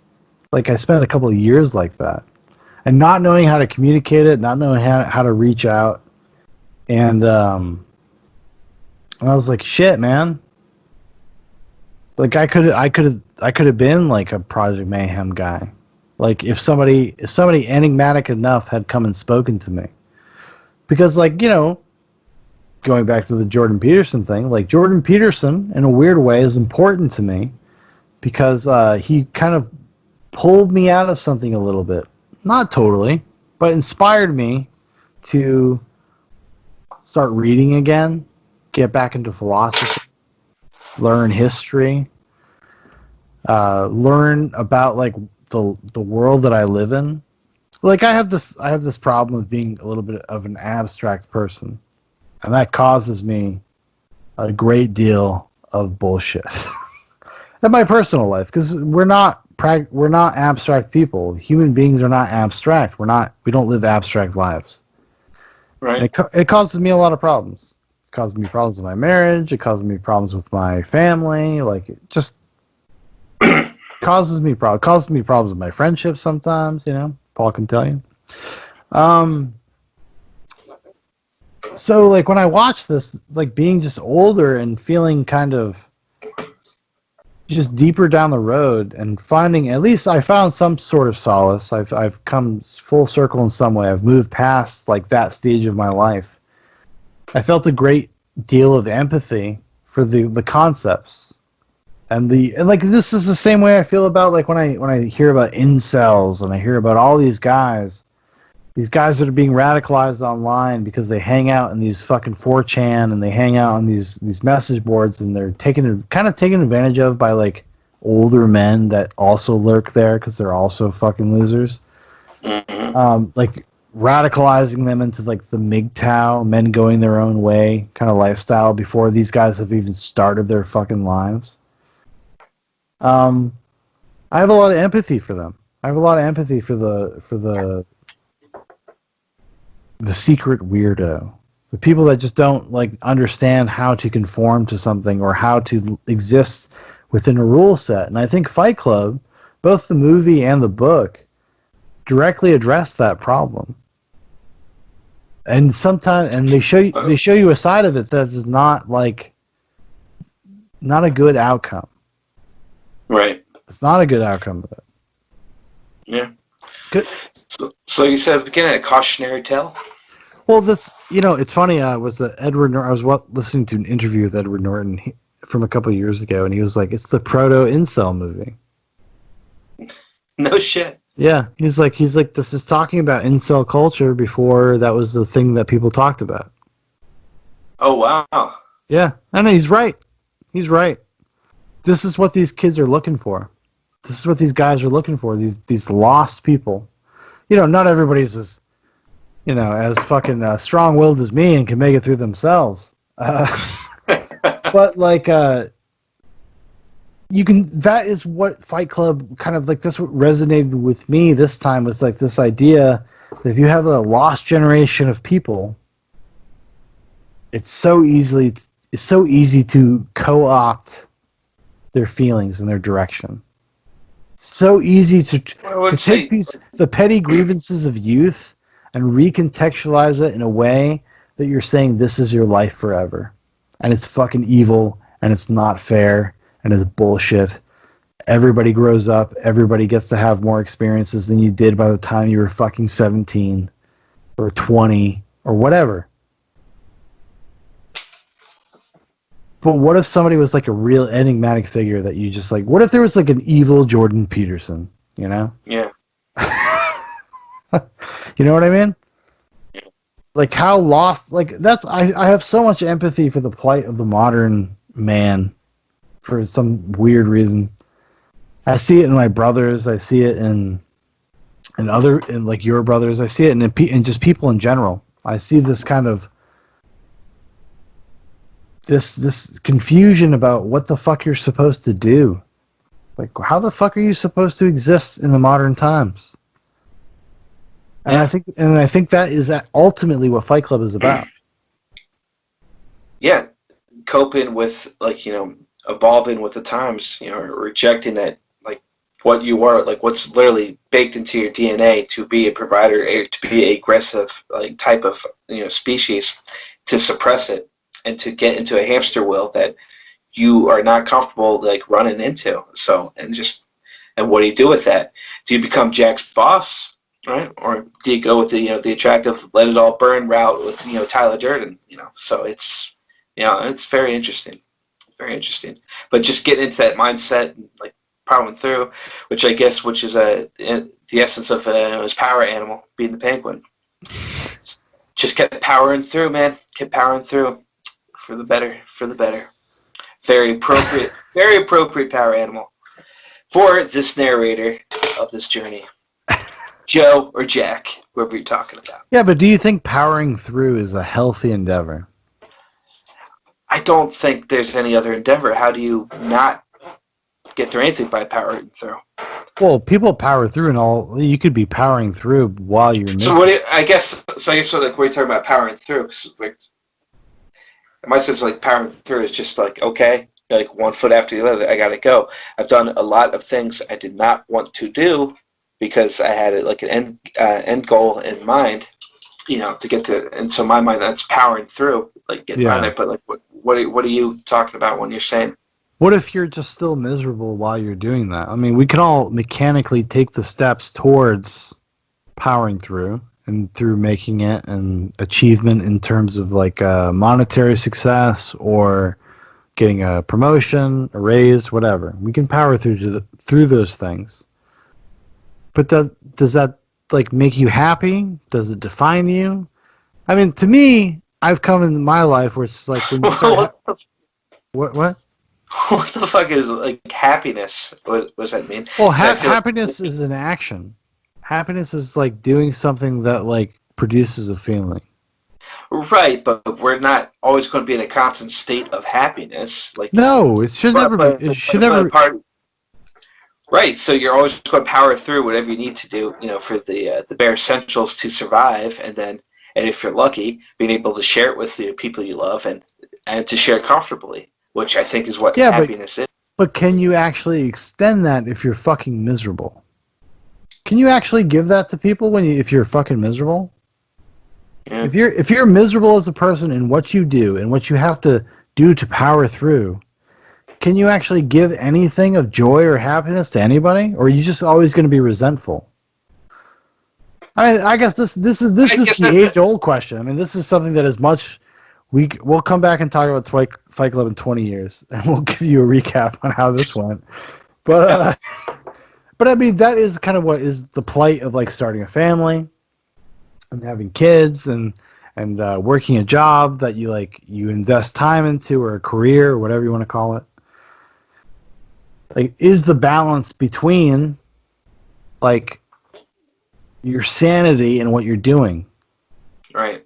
Because at some point, some people have to give so much to like their job that they can't actually provide anything to their family, like in a spiritual sense, for lack of a better way to put it.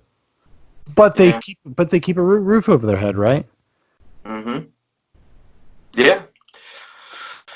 Yeah. Which I guess that's me right now in this stage of my life. Like I keep the roof over my head, but I fucking hate it. So maybe I'm taking it personally. Well, maybe you should quit your job. I'll leave my family, and we will go professionally chain smoke cigarettes in the Philippines and get used to ladyboys. And that's all I'm saying. Lady boys, there we go. All you lady boys. Um, like I can't tell. Whatever. You're soft. Um.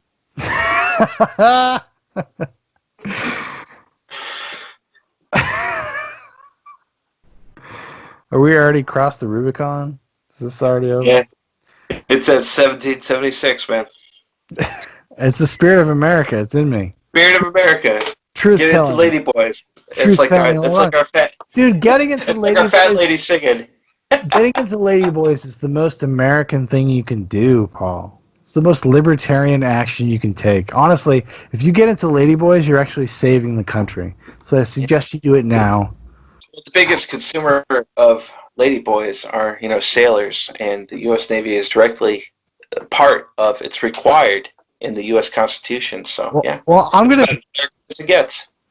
to petition the president to mandate that Janet Jackson re-records the song "Nasty Boys" to "Oh You Lady Boys." That's all I'm saying. Get started. I'll sign. I'm gonna save the country, everyone. All right, Paul. Who would you rather fight, Lincoln or William Shatner? Shatner, because I don't want to get my ass kicked.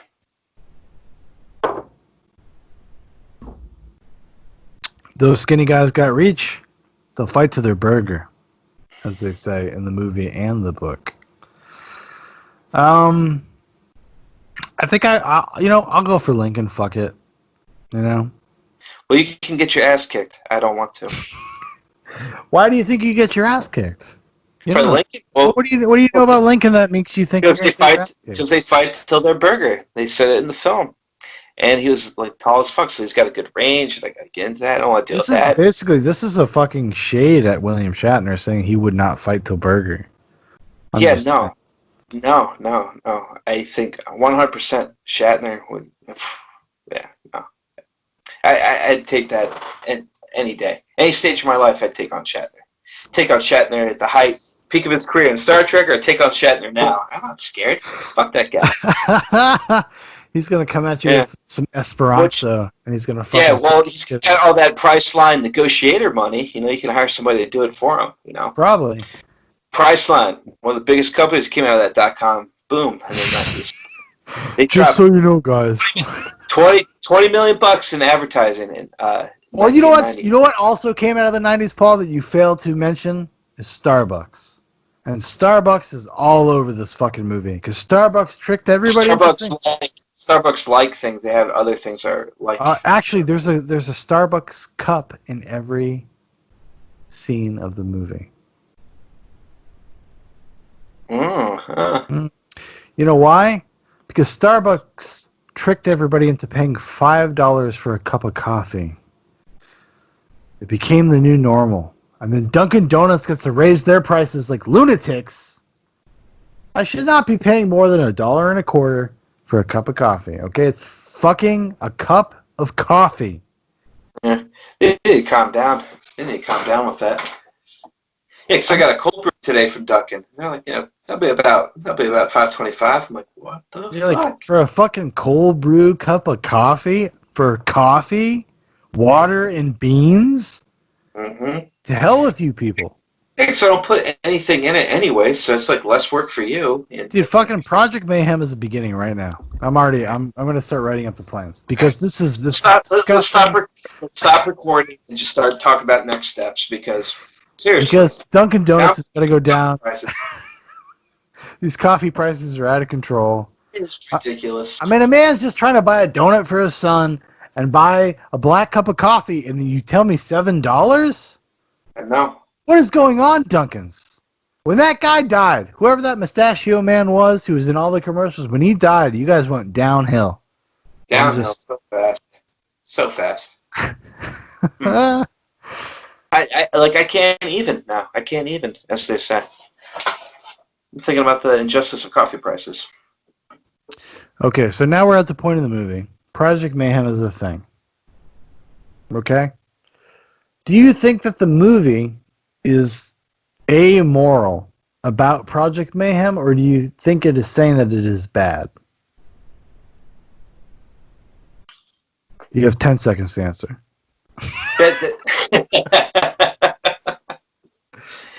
I definitely like from the movie. I definitely think they're saying it's bad. I do too. I think there's a little ambiguity there where they're just like, man, maybe the tactics ain't so great, but we're all gonna go back to zero.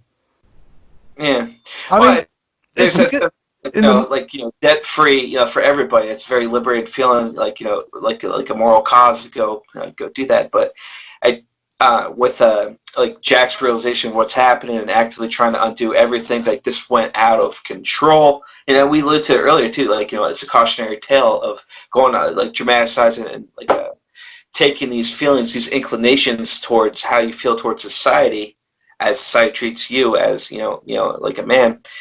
This is cautionary of like really engaging in like those thoughts and those actions towards that, and then getting the grips with reality. Like whoa, no, I can't actually, we can't actually go through with this. So yeah. Yeah, no, I tend to agree. I think it's a little bit more ambiguous because the movie focuses on and they use as a through line, as like kind of an anchor, is the relationship with Marla, where the book does not do that. It does not use Marla as an anchor. She's more just a facilitator of the plot.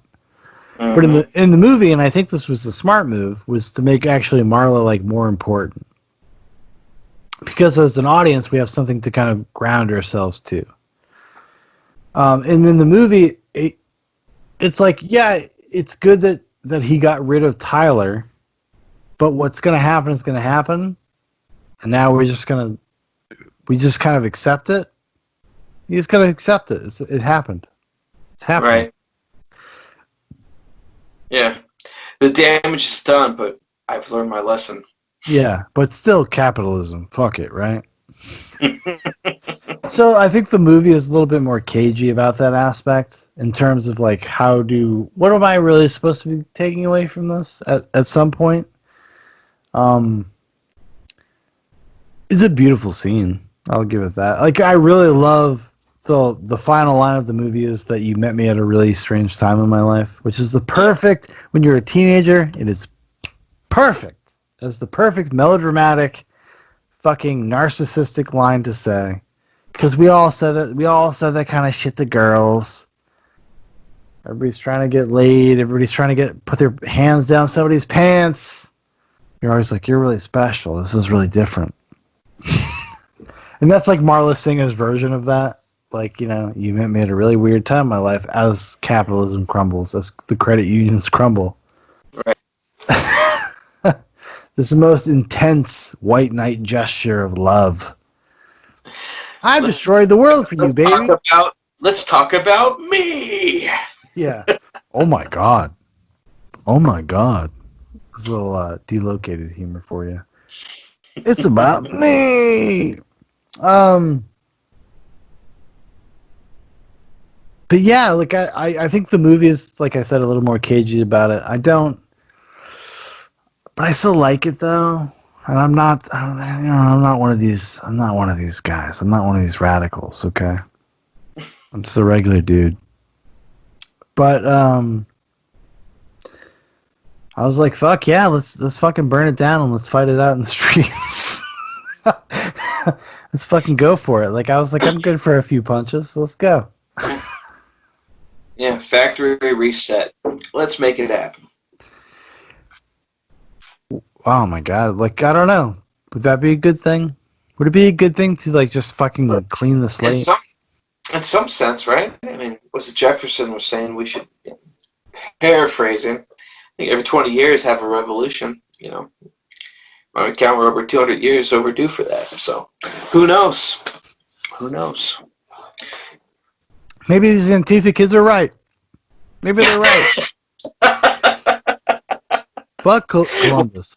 What are they like? What are they even though? Like what's their message? Well, it's funny, because Project Mayhem has such a parallel to Black Bloc, which is also like another name for Antifa. Like there's such a huge parallel there. Like their ideological perspective, their mission to be anarchists, like create chaos, to destroy consumerist imagery, and to destroy like the notions of the founding of the country. Because in the book, it's kind of more literary. It's more of metaphor. It's more like kill your father. Like that's the way it's in the book. In the movie, they make it a little more literal. Like let's blow up computer stores. Let's blow up Starbucks. Let's roll a thing into a food court. I'd say you have it the other way around. The movie, they're definitely talking about like anti-consumerism, and like all that stuff. The book, they're just talking like talking about it's like I gotta learn how to like use navigate. I gotta learn how to navigate through the stars before we burn everything down. Like they have like a certain appreciation for science developed over time, like through man, because they're obviously chemists. They're making soaps. They're making bombs. They appreciate that. They use that themselves. And then he's even talking about, I want to learn how to properly utilize astronomy, moving forward before we burn everything down as well. So it's like even then they're not even. Yeah, because they want to be part of the human experience. They want to be part of the evolutionary step. Like this is the whole thing of them being called space monkeys. Mm-hmm. Like they are the test subjects for the future. Like there is this implicit notion that's what that means. We're going to fucking launch you into space. You're going to be part of human evolution. The movie, I do not think gets that across very well at all. Actually, if I had a criticism of the movie, it is the Project Mayhem stuff. It is the third act of the movie. I feel like we have a different movie up until that point, and then it becomes about radicalization very quickly, and then does not explore that. It does jump right into it. Yeah. And that's basically kind of like bookmarked between the scene where Jack beats the fuck out of Jared Leto and then the rest of the movie. That's kind of the stopgap. Jared Leto, right? And then he has that like borderline conversation where he's about to figure out the whole Tyler construct, right, with Marla, and he's distracted by the noises in the basement, and he's like, "Are you talking about me?" No, this conversation's over. And then next thing you know, the first Space Bunker recruit is up there. So it really did jump into that. Mm-hmm. It did. Yeah, I didn't think about that. Saying it out loud now too, it really just kind of steamrolled the next. Like what happened before that? He beat up, Jared Leto down that, and everything else. He didn't take out his boss yet before that, did he? Yeah, no, yeah, he did. Yeah. Yeah. Well, in the movie, I think one of the things that is actually superior in the movie that it creates a sense of escalation for the narrator or Jack or Joe, whoever you want to call him. There's a sense of escalation, but he never like completely buys into the project because he doesn't know about it. He's cut out of it. Right. And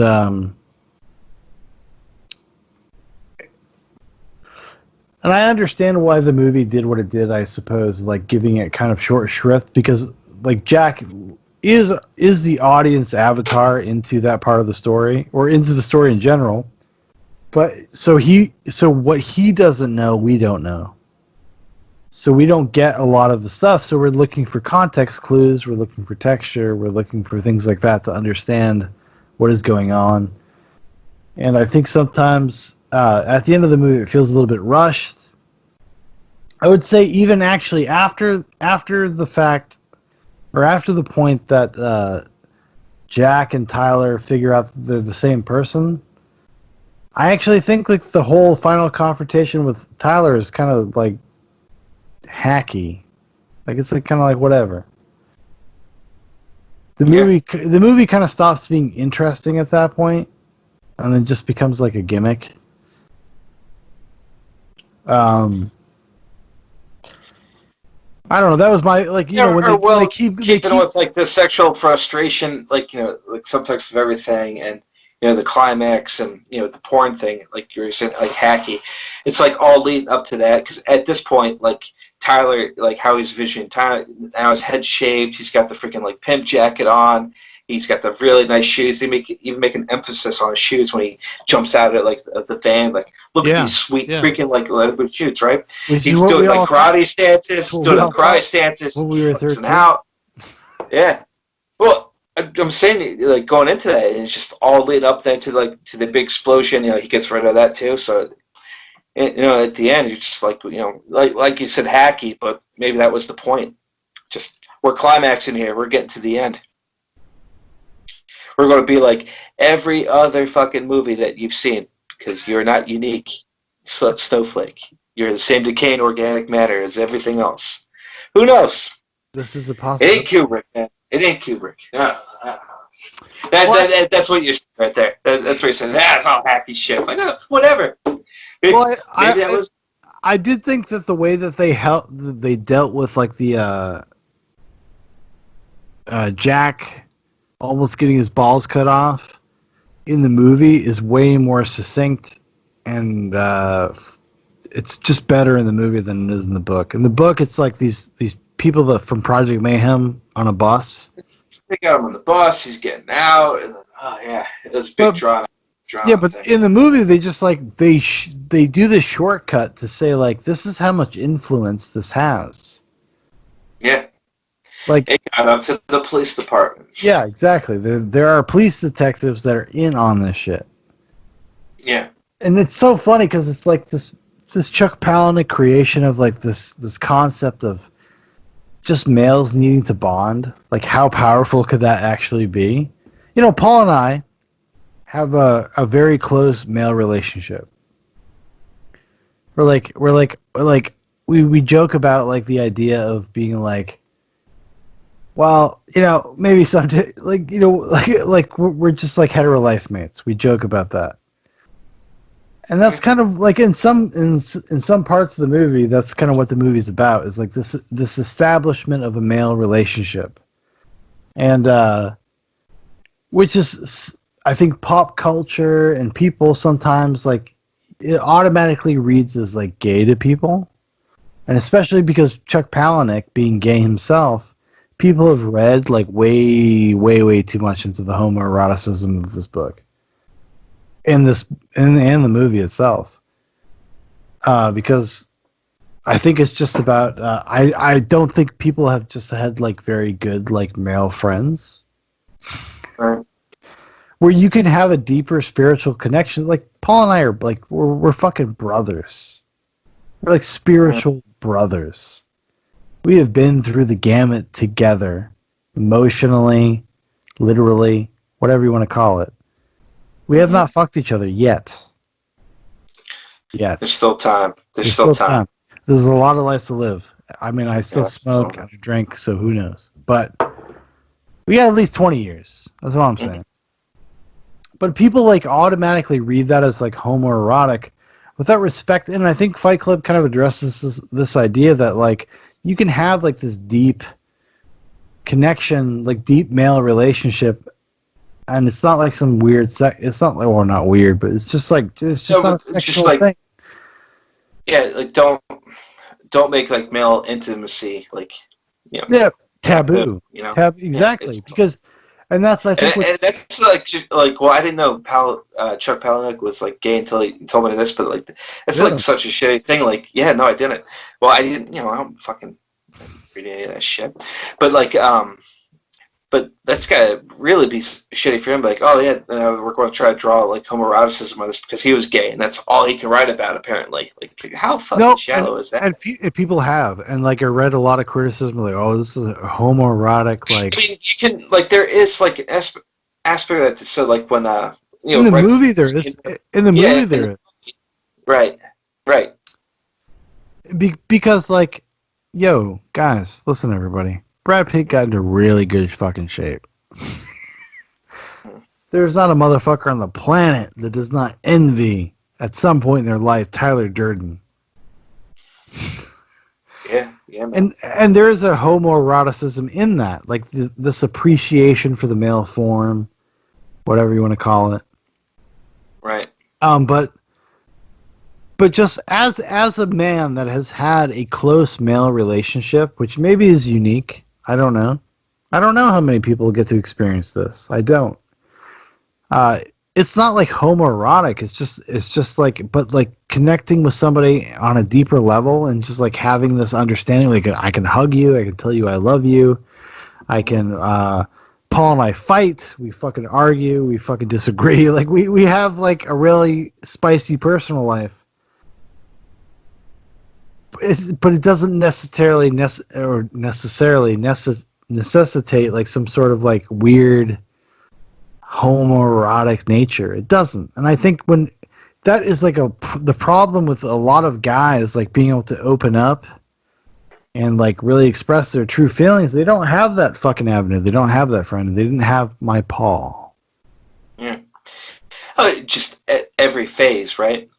Before puberty, after puberty, first fight, after your first fight. I did when we were kids. When we were kids, if people talked the way we fucking talked, they would have called us faggots.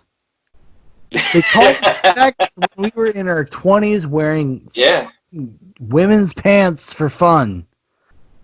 Because we were in a band and we were having fun, so we wore women's pants, right? They called us faggots then, like.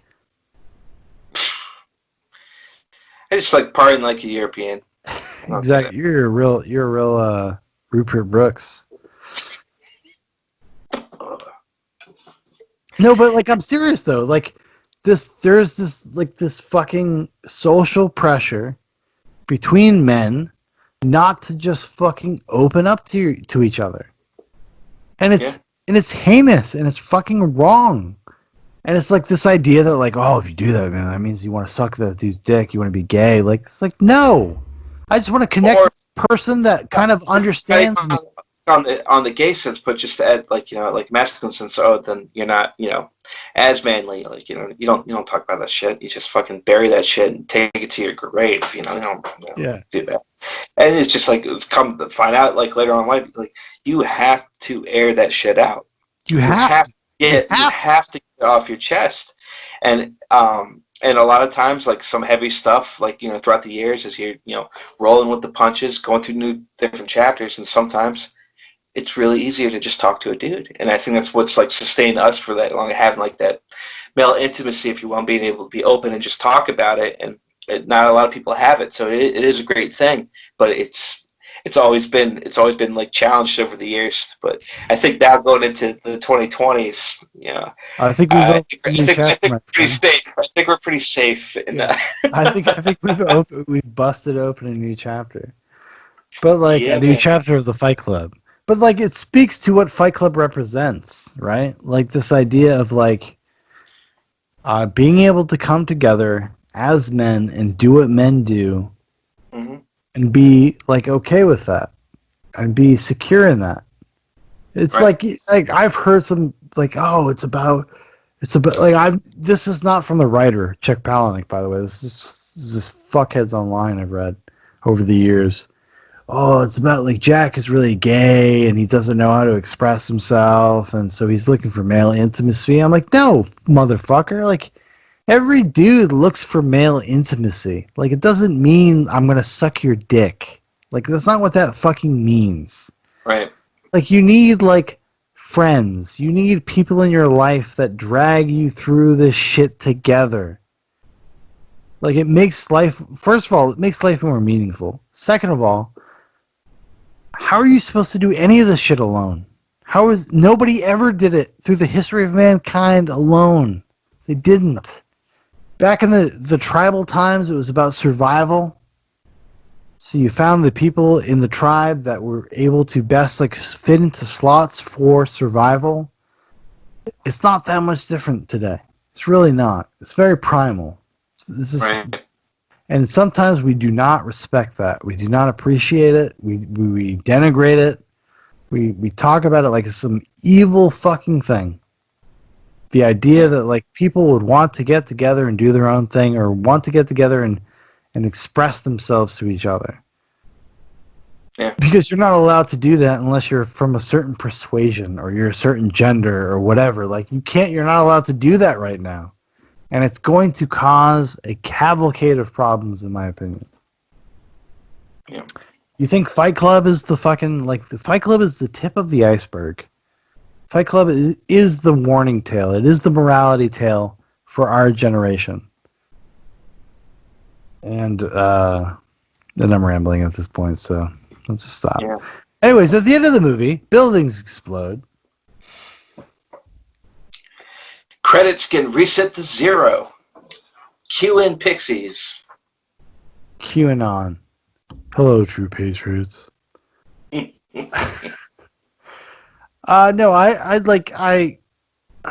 man, it's so weird. Like, I was so moved by Fight Club at 33. I was like really moved by it. I identified with everyone because they're so archetypal that they represent just different moments in your life, you know. Except for Angel Face. Fuck that guy. I'm glad he got his shit kicked in. Fuck that guy. And Jared Leto, the real guy. Yeah, just kidding. I'm sure he's a great guy, but fuck the Joker. Um, but no, it just makes me wonder, like doing these things with Ishan. It just makes me wonder, like, yeah, like what else do I need to revisit that I watched when I was a kid? So like Everything. just, yeah, everything, right? So, but it's definitely a movie as a teen. Like I wouldn't let Troy watch that at the age I was when I watched it. I think go off the other. We'd probably watch something else either, just play Roblox or some shit. But I mean, those are like those are tough ideas. Well, the outcomes of like of those ideas of people, what they're struggling with, what they're feeling, and that's what their outlet's going to be. And that's like what we picked up on teenagers. We just saw like at the surface level. Oh, let's have iCloud. Let's just like disrupt shit. And when you're fucking 15, that's all you know. Like you said earlier, we were already doing that shit before we saw the movie, Yeah. right? Like Yeah. oh, so that was right up our alley. Like the very like surface level, immature aspect of that too. But just like going back again, like it just definitely was like you just said, like a lot of more appreciation because I have a new sense of empathy of everything. Every character in there I've seen in some variation in my life now, my adult life, like working, especially like with Jack, man. Yeah. Just going through the whole mundane thing because that's just kind of like some of the jobs I had in my life, were in those types of office Environments. setting Yeah. Yeah. environments, So like it's like totally, totally get it, and just those types of people in those jobs, just really going for they need the nice houses. I need I need the hybrid cars. I need this. We have Yeah. like it's great. It's just Well, just like, I don't. I mean, the most basic idea of Fight Club is that the things that you consume become you, and I Mm-hmm. think that is very true. Yeah. I think this idea that we work towards something because we feel like it will provide comfort for us and the ones we love sometimes can be a false pursuit. Like, because it will actually create a misery that is much different than keeping a roof over people's heads, Yeah. I think about that shit all the time. That's fucking. I get paranoid about it. Ninja paranoid. I go, shit. Like like if I'm not happy, like will I imbue happiness to my child? Like if I'm fucking miserable doing in the life circumstance I'm in, if I'm fucking miserable doing that, Yeah. what does it say to Yeah. that little bastard? Yeah. No, because they pick up. Yeah, they pick up Oh, on they all pick up the everything. nonverbals. All the nonverbals. They pick that up. So. Are you happy, Dad? Are you happy? Motherfucker's telling me to take a deep breath. What the fuck? He's 3 years old. You don't Daniel Tiger me, motherfucker. I Daniel Tiger That's you. what I say. I say, no. You take a deep breath. I punch him in the face, and then we start a fight club. No, but it's so weird that like it really does speak to you as like a man on this very like guttural primal level, just in the same way that like Jordan Peterson does. It's just like, just get your shit together. Yeah. Fucking Yeah. Yeah. No. But it just like at the end of the day, though, it's like your self-worth and your purpose, and if you don't have that, then the dangers of where that could take you, right? And so, and just stopping and reflecting, unfortunately for Jack's character, that part's like when everything is burning down. But you might be at a weird time in my life, but I think I got it now, right? But very dramatic, right? But I just at the end of the day, that's what it is. Before it gets too late, before you go down a certain path, just like realize yourself. What are you doing? Like, are you happy? What would you wish you've done before you died, right? And just kind of like take that. And I think like watching it again this time of my life, I'm like, that's just kind of like what I got in the backseat of the car. Like, okay, what do I want to do before I die? Everything. Kessler, behind the gas station, like shit, what did I want to be, and just have like think about that, and get you to think about like this one was like what should you be doing, and we talked earlier like are you just power driving and you just powering through, like what are you actually doing, and you get into these situations, right, and but nothing, it's life, nothing's binary and whatnot, and that's not the point. And I think what you're really getting out of that is just like, stop and reflect and figure yourself out, get your shit together.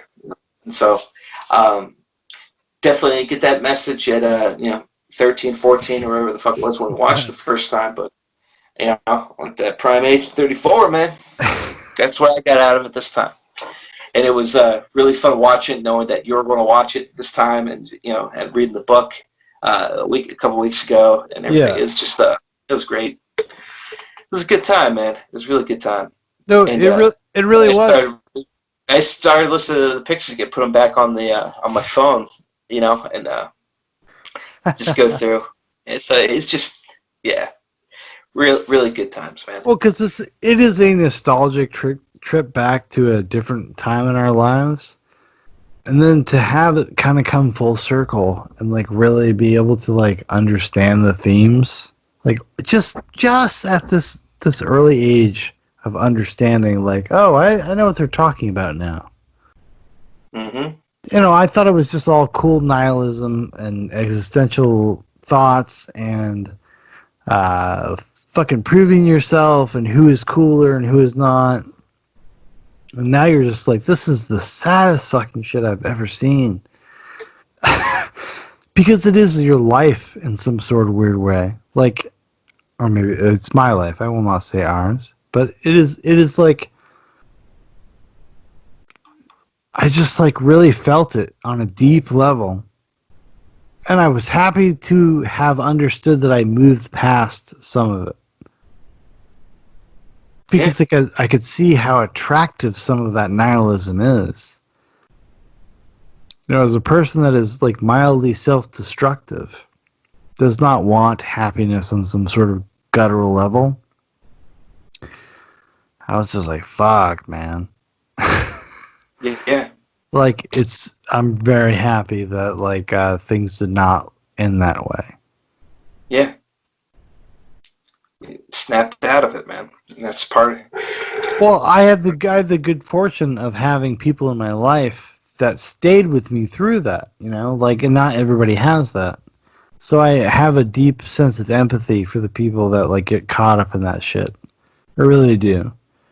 That's why it's always so important to me. It's like keep talking to people, keep like communicating, keep like open lines, hmm challenge each other, whatnot. Like, because I see how easy it is. Like Fight Club is a great example of how easy it is to be seduced into something you don't understand. Yeah. You know. And I don't know. Do you have any final thoughts, Paul? Do you have any final thoughts on the film, the book, the philosophy, anything? Yeah, man. I just kind of did that bit earlier though, but like just going back, rewatching it now, as an adult, just the philosophy of it is my takeaway is a very cautionary tale of where you can go, like mentally, if you don't have a firm understanding of like what your principles are, what you stand for, like what you want in life, and how whether you're going to follow somebody else, like everybody that was part of Project Mayhem, or you're going to like let your own internal demons, like in this case personified as like Tyler Durden, take control and be that person that guides you through that. Like if you don't understand what you are, then you'll be like picked up by anything. If you stand Yeah. for nothing, you'll fall for anything, right? So, or one of those many different adjectives you can use. And I think at the end of the day, that's just really kind of like what it's about. Like sticking true, like know yourself and like sticking to your principles and just trying to be aware of uh, any type of psychological thought traps that can like take you down a destructive path. No, I 100% agree. I think that is the ultimate message of the book. I think it's the ultimate message of the movie. Is that like it is how attractive those things are and how easy it is to get caught up in it. Like it really is. And that's why I think the movie and the book were kind of a little bit ahead of their time. Mm-hmm. They did not hit the cultural moment where it was mainstream to feel that way. Yeah. You know? And so it kind of would do more of a service if it had come out in like 2015, like a cultural service. But now it's something that like cool people get to feel special because they understand. You Yeah. know what I mean? Yeah. I got that message before it was cool. We were Yeah. talking about that in the 90s, man. We were talking that when the Palahniuk was writing other books. And he's Real like, quick, why 2015 though? Why 2015 and not like now? because I think 2015 is a lightning rod for the times we live in, pop culturally. There was this giant move towards um, for lack of a better way to put it, like fourth wave, fifth with feminism in every aspect of pop culture. That was kind of incoherent, didn't really make a lot of sense, didn't make a good case for itself, but enough people just kind of bent to the knee, kind of went with it. We saw this in movies. We've seen this big studios kind of bend to this. Marvel, for instance, is like a propaganda studio, basically. It's just like the most garbage movies. Don't let your kids watch anything from the MCU. That's all I'm saying. Yeah, except for Wakanda. No. Wakanda is the Had worst. me in Wakanda. We're gonna get Terry Crews to call you.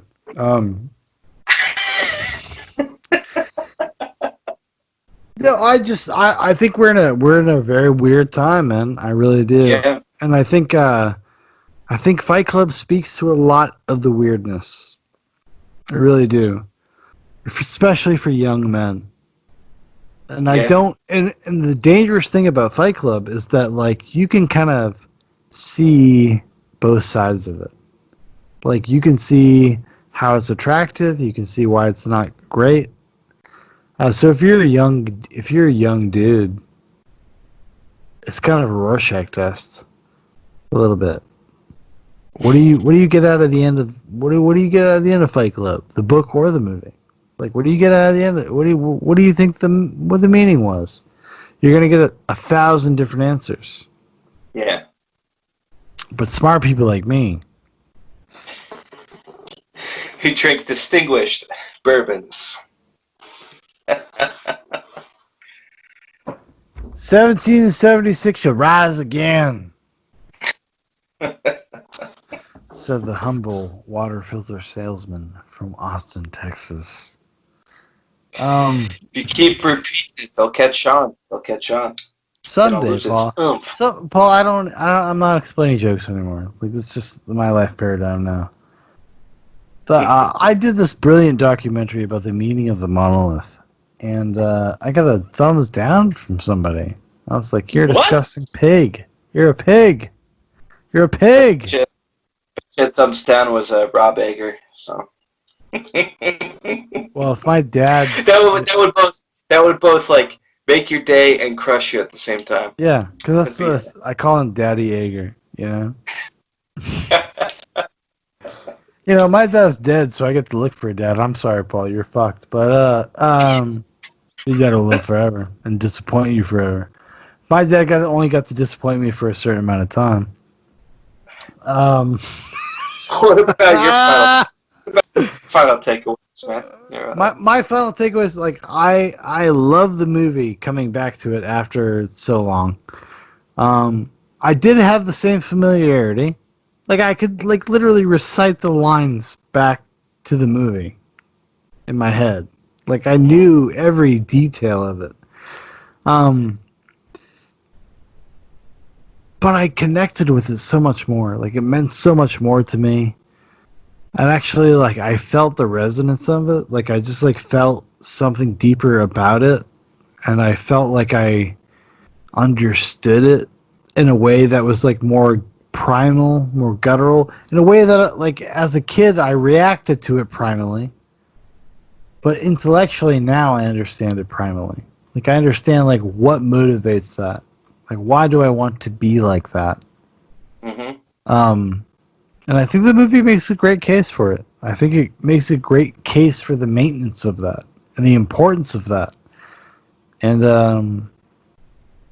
so now I'm going to dedicate my life to raising my son as a UFC fighter.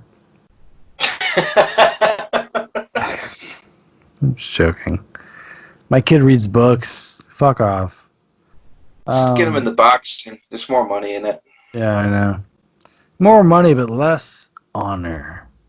Or whatever they say. I don't watch sports. That's the weird thing about me. I'm not a guy's guy. You know what I mean? I know it's painful sometimes, but you know. Oh, this motherfucker will bore you about baseball for. Yang to my yang. Yang to my yang. This asshole will bore you about baseball for fucking 2 days, and I'm sitting here like, yeah, cool, man. Yeah, fuck off. Yeah, fuck off with that noise. You haven't noticed my shirt, dude?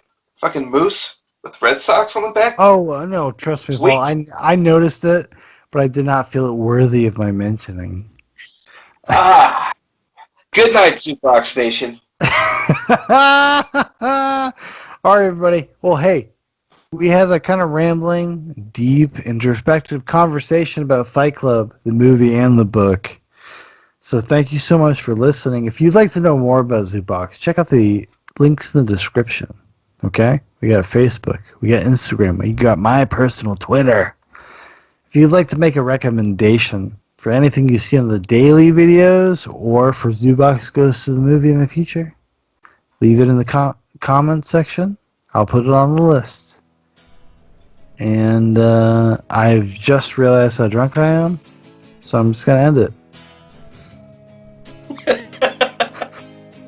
This is how it is with Paul. He drags me here down to these depths, unprofessional, wild, wasteful. I had notes.